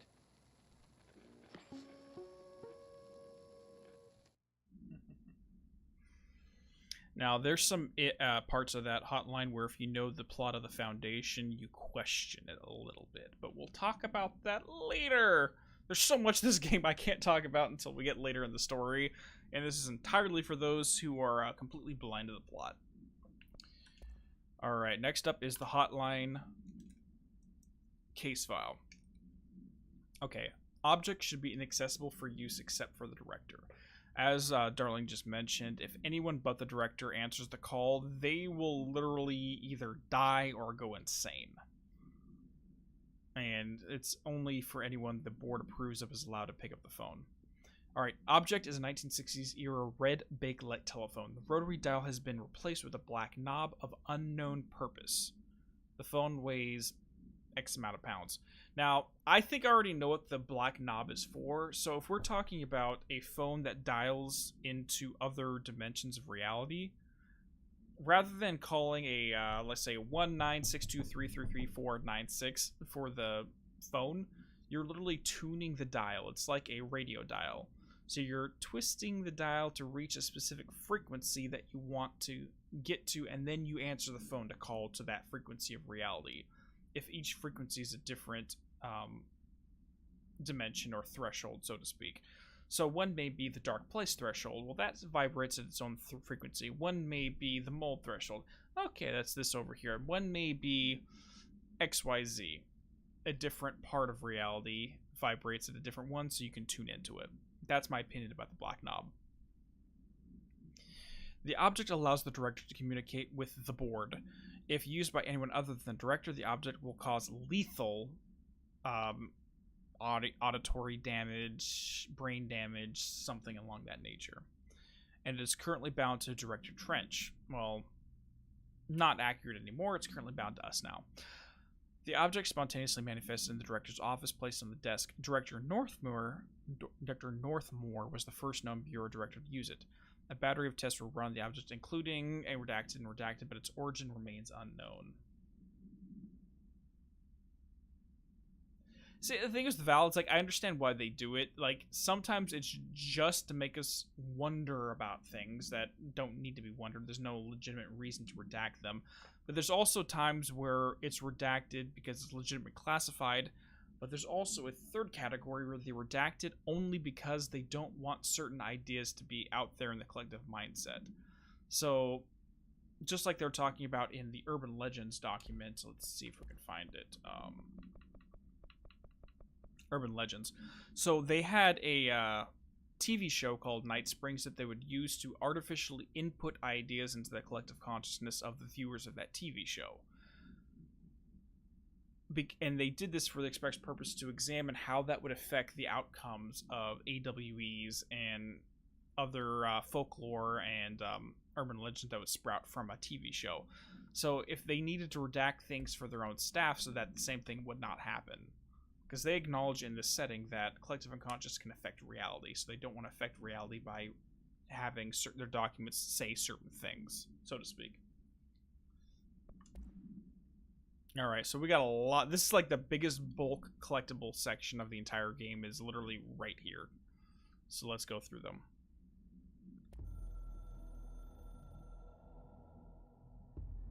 It took us a long time to learn how to stabilize the control points. The ley lines, the meridians of the oldest house. Darling found a way to soothe this beast. We discovered we must cleanse control points of all interference. It's my duty as the director, like Northmore before me. I couldn't manage it in my own house, at my home. I'll damn well do it here. Without the control points, the oldest house would swallow us alive. We'd be sealed inside an endless labyrinth, and no one would hear our screams. If an enemy ever managed to corrupt the control points, it'd be over fast, spreading like a cancer, leaping over the fire breaks like a crown fire. They are the weak point. Darling's right about that. He's wrong about everything else. Dangerously wrong. Suspiciously wrong. Has he been compromised?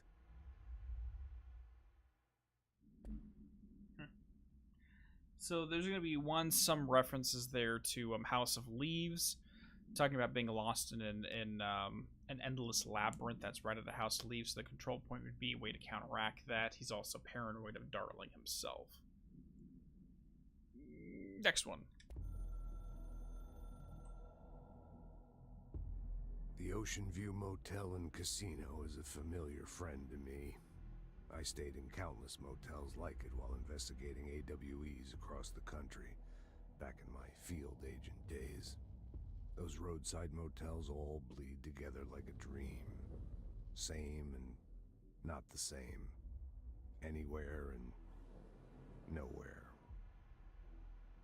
The Ocean View operates on dream logic, and the light switch cord leaks out to be found in the most unexpected places, and sometimes successfully encouraged to appear and act as a convenient lock to keep out those not trained in dreamscape navigation. Even Bureau veterans can only find one key in the motel. The key that opens the door marked with the inverted black pyramid. The rest, the many other doors, are still mysteries to us. We're all merely guests there.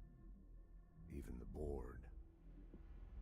Sometimes I need to visit, just to breathe easier for a while. It beats the numb, sterile apartment I spend my nights in, insulated from everything but myself. I guess that's where the whiskey comes in.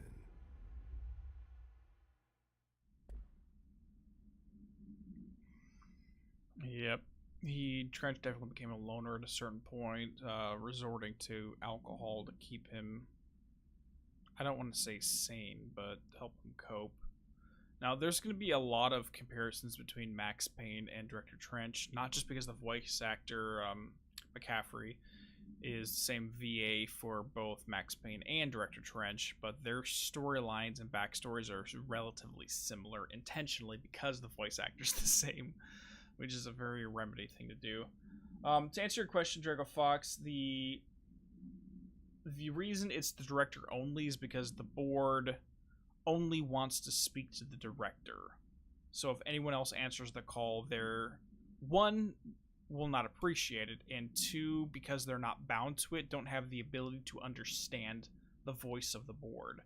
Now, this may seem like a very tangential comparison, but it's said that if one looks into the face of an angel, their eyes will be burned from their skulls, because the human cannot comprehend such an extra-dimensional entity, so that their eyes literally burn out of their face. So I see this as similar to if someone hears the board's voice, but doesn't have the capability of understanding it by linking to the hotline, their ears will be burned out of their skulls and therefore caused fatal brain damage.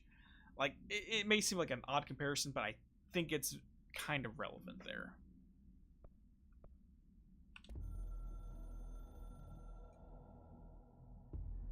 I can hear the hotline ringing in my dreams, constantly ringing. Ringing so loud I can't hear the voice I'm straining to understand. Why don't I pick up? It's a secure line of communication with the board. They would tell me what I need to know. Do I fear their answers? Would they have warned me of this threat? I didn't see it coming. The traitor in our midst. A conspiracy plotted right behind me. I can't trust anyone. I must assume all my intel has been manipulated. The hotline is the only channel I can trust. Bind it, control it. The rule and the ritual with objects of power. It can't be tampered with. The lifeline to the astral plane and the board. I must seek guidance. Soon. I'll rest first. I'm so tired. Always tired now. But I must reach the hotline. I think I'm under attack. An attack of dementia, exhaustion. It's a brain cloud making me forget. The hotline. I must reach the hotline. Alright, for Trench, he sees the board as a group for guidance. Someone, or either someone or a group of someones to help him in the current crisis. That being said, this creates a sense of dependency upon the board, and that's all I'm going to say for now. Management team we've already listened to, so we can skip past that one. Coming Storm.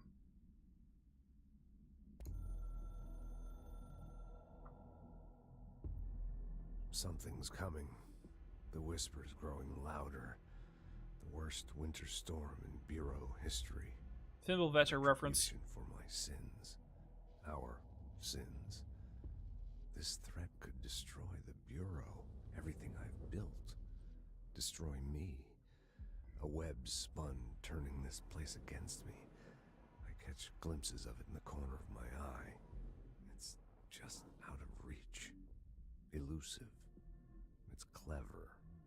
A perverse game of hide and seek.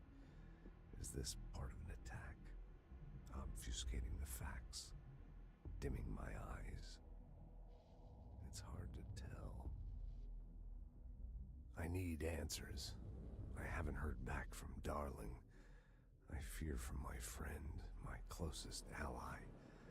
I think we made a terrible mistake all those years ago. That thing he studies is putting us all in danger. It's my duty as director to keep the Bureau safe. It'll be difficult. What's done can't be undone. There's no easy fix. Magical thinking is a requirement for survival. Pain and suffering are mandatory. To change things, you have to break yourself. I don't know if I have the strength. I'm old and weak. I'm afraid. I can see my hands trembling.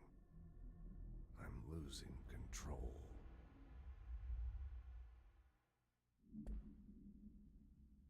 Sounds like he's not at all prepared for what's going to be coming forward. Oh, you're talking about the King in Yellow, Draco Fox? I haven't read those, but I know roughly about the idea behind that story of the King in Yellow.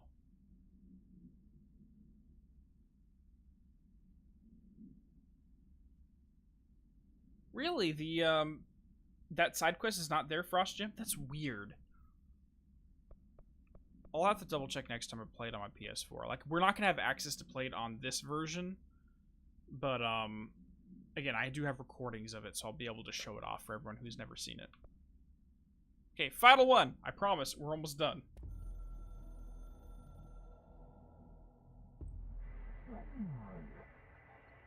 You are the director. We expect independence/dependence. You are authority/chosen one. The Bureau game needs you. Oh, so the board knows we're playing a video game right now. That's very lovely. But they're also stating that they expect us to be dependent upon them, as I mentioned earlier. They want our dependence. Which is not very, soothing, let's just say.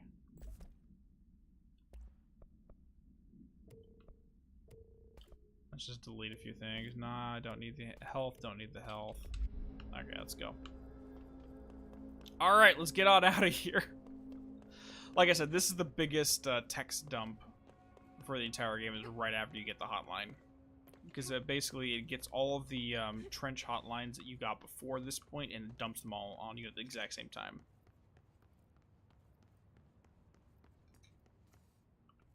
And this hallway was not here before, so we did have a building shift that created this hallway, but again, we never saw it happen, so whatever, I'll just accept it. Bureau funding. To all executive staff, I know there is some concern regarding our operations exceeding the annual budget. So long as we operate within the oldest house, we are obscured from scrutiny in many respects. If our budget demands are not exorbitant to the point of drawing attention, then they will be granted by the U.S. Treasury without question. The FBC is just another line in another spreadsheet that some lowly accountant won't even notice. Their eyes will skip over us as if we weren't there. The nature of the oldest house will allow us certain freedom in how we operate. Our being here is of no accident. Regards, Zachary Trench, Director of the Federal Bureau of Control. So yeah, they are funded by the U.S. government, but at the end of the day, as long as they keep standard costs in there, the U.S. government's not going to really question where this money goes.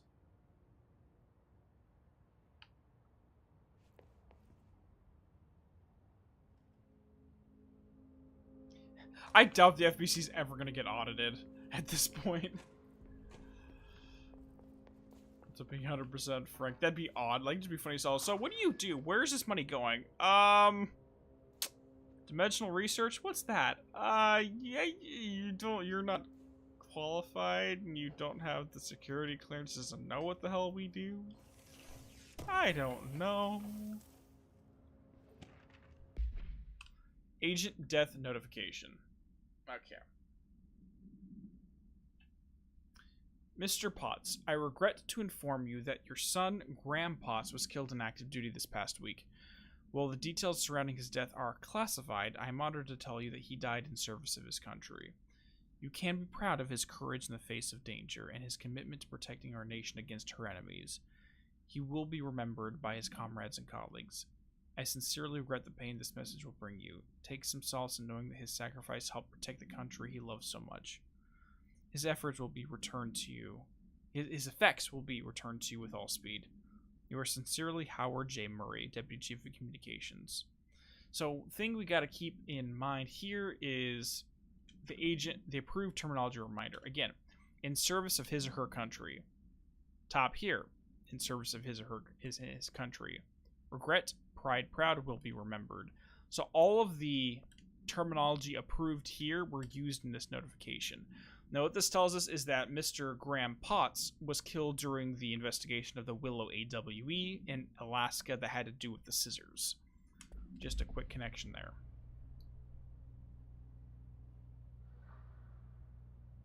Yeah, the government doesn't even really know what they're doing here. It's just kind of like, yeah, we got some weird stuff happening. And there actually is an explanation for that. Later, once we get to the Foundation, so much of the backstory of the FBC is in the Foundation, so we really can't say much about it.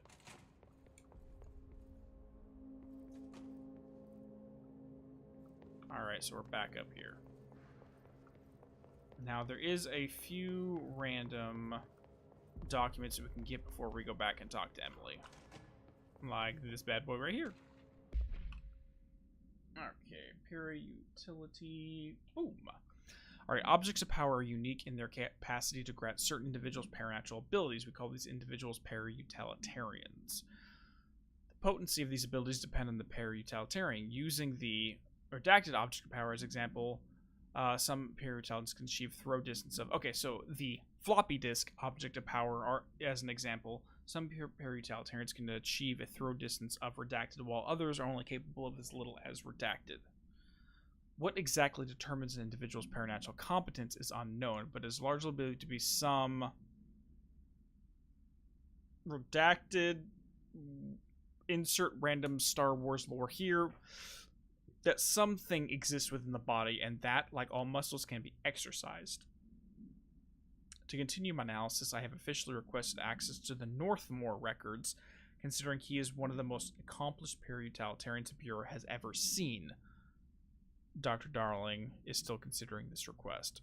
Now, what I find interesting here is they say he is one of the most accomplished, not he is the most accomplished one. Which makes me curious what other para-utilitarians that were bound to objects existed in the history of the oldest house. Did I say telekinetically or telepathically? Hold on.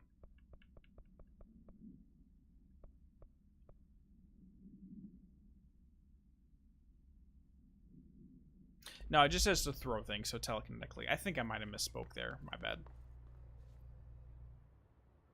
Okay, so there should be one more document somewhere up here that's now available. Let's go take a look. Dude, you're good. I'm not fully awake right now either. Alright, yeah. So now this is here. I knew it was in this area, just we didn't have access to it yet. Yep.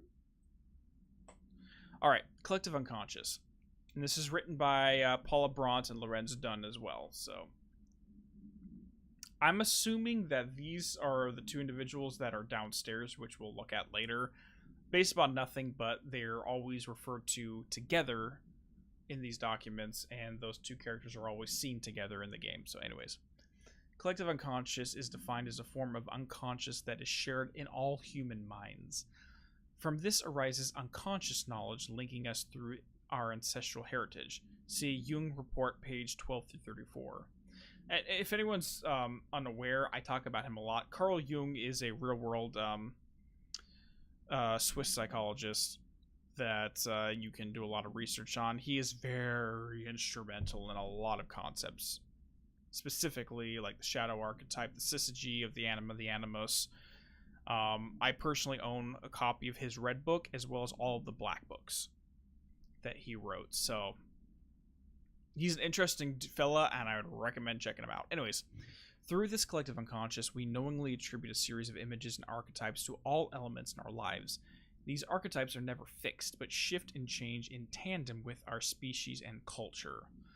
This internal belief in the power of images shared by a massive population is redacted, may be instrumental in the creation of altered items, not have powers. The sheer amount of redacted exuded is attracted to the best representation of that image, imbuing a single object with a massive amount of power, energy, whatever you want to use there. Theoretically, places of power could likewise be formed by the simple power of sustained collective belief. So we can say the Ocean View Motel, for example, is a place of power, and because, like Jesse was mentioning, it kind of looks like every roadside motel she's ever visited.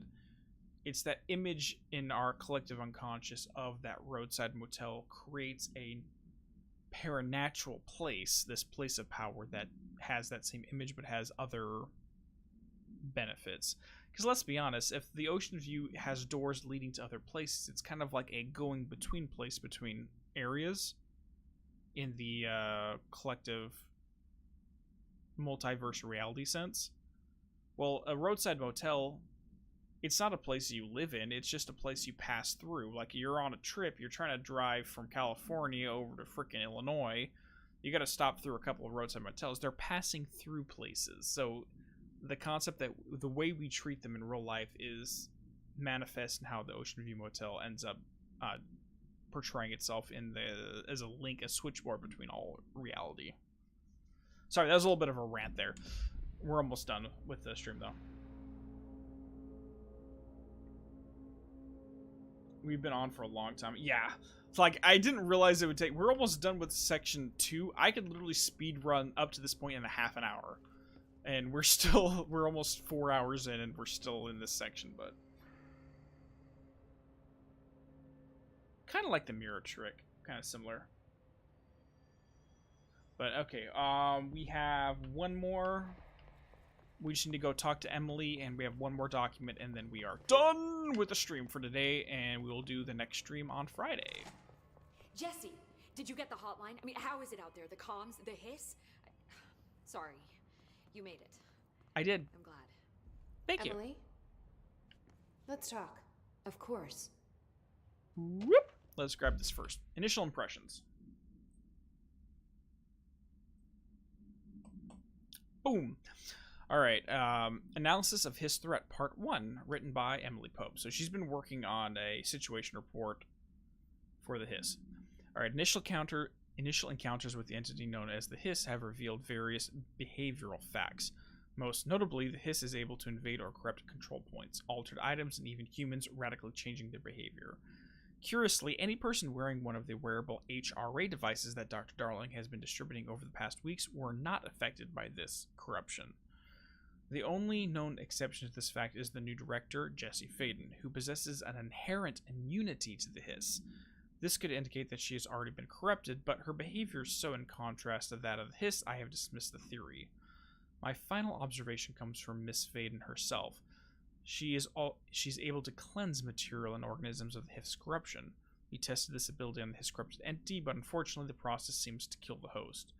Perhaps the host's physiology becomes reliant on the hiss. More work is to be done. Take it easy, Val. We'll see you next time. You nerd, everything is not... It's okay. Not like Dean didn't die in one fight, right? Yeah, I only had one death, thankfully. I was actually expecting to get through the whole game without any deaths, but whatever. Let's go. I got the hotline. I can make out what Trench is saying now. Incredible. What did he say? He talked about his management team. People who knew the Bureau's secrets. Your boss, Darling. Tomasi, but he's gone. The hiss got him. Salvador? He's the head of security. And Marshall? Helen Marshall is head of operations. She's tough, ex-CIA. She took her Rangers and went to the research sector to secure the HRA production. She hasn't come back. Someone who could help us. The other sectors. How do I get there? It's impossible because of the internal lockdown. You can perform a directorial override to lift it, but that can only be done in the maintenance sector. Normally, you take the sector elevator down there. It connects all the sectors, but it won't work while the lockdown is in effect. We already got past one lockdown. Maybe I can find a way. Jesse, look, with no prep, no training, in this extreme situation, you are doing phenomenally well. And all that in the hiss can't seem to affect you. I mean, I would love to run some tests on you. If you agree, that is. We could find out something that would help us. Tests? I don't know. She might find out about you. But I wouldn't mind understanding more myself. Okay. If you think it will help. Great. I'll check the internal documentation for any lockdown bypasses. We need to get these sectors open to locate Darling and Marshall. And I'll look for a way inside the maintenance sector. The sooner we find one, the sooner I reach this override.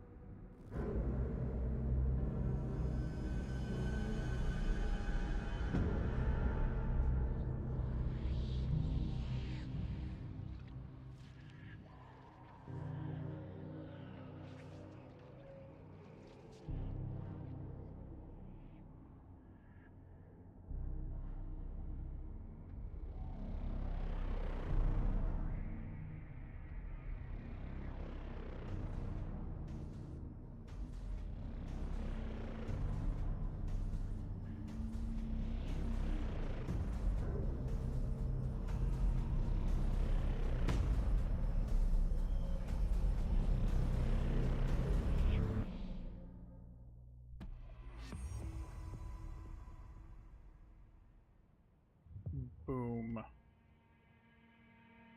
New mission, directorial override. Alright, we're gonna listen to those Do you hear collectibles. that? Someone's singing. Where's it coming from? I don't know. These readings are erratic. Let's go find out. Singing. Sounds like it's coming from the elevator. Brings up a lot of new questions. Are they communicating? Coordinating? What about the plant attracted them? The power plant is largely confidential. Time to work. Meet me in the maintenance. You got it, Ati. I'll see you on Friday during the next stream. Alrighties. So, honestly, Draco Fox, most likely the baby would be corrupted too, but there's no occurrence of that ever happening in the story, so we can't say 100%. Director can launch objects up to 20 But Bullshit. We've never recorded any distance over 5 Frankly, Obviously, because you there's never read the no P6 data. protection for the unborn baby, it's probably going to be infected too, which is a terrible thought, to be 100% frank. All right, before we end off, let's go ahead and do a few upgrades. So first things first, give me all of these. All of the launch upgrades.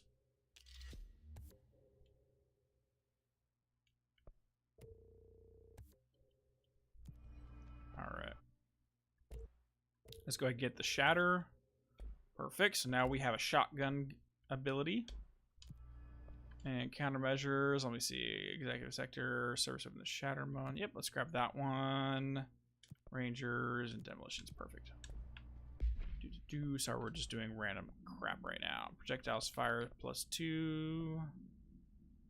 Let's do the projectiles fired because that'll increase that.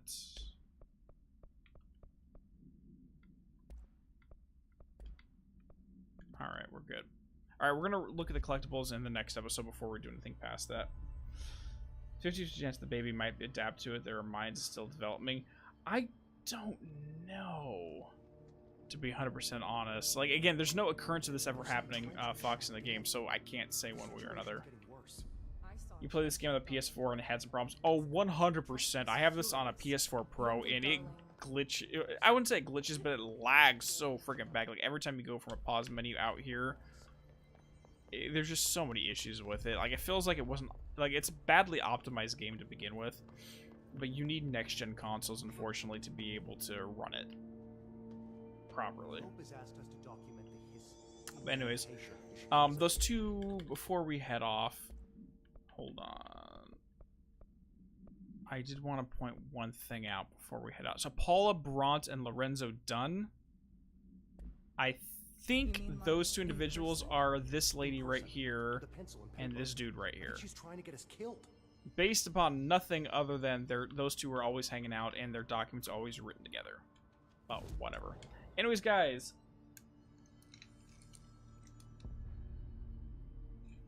We're going to end this off here. I'm going to go ahead and get the event for this Friday stream. We're going to head into the maintenance sector. Thankfully, Ati was able to open the doors for us, even though technically the whole building's on lockdown. The sectors can't access each other, but the janitor seems to have the keys to get us in and out of where we need to go, despite the building lockdown, so we're not going to argue with that. Yeah, but we're going to head down there. I'll see you all on Friday. We'll continue on more. I'm going to go ahead and re-upload the VOD right away and include links to any of the lectures that we happen to reference. Like the other, we reference the other quite a bit. We reference the book club a little bit. So there's going to be certain stuff like that. I'll include the links for those if you're interested to learn more about those specific topics. Anyways, guys, I'll see you later. And thank you, Ray, for put some of those SCPs in Discord so we can take a look at them after. See you all on Friday. Take it easy. Love you all. Have a great day.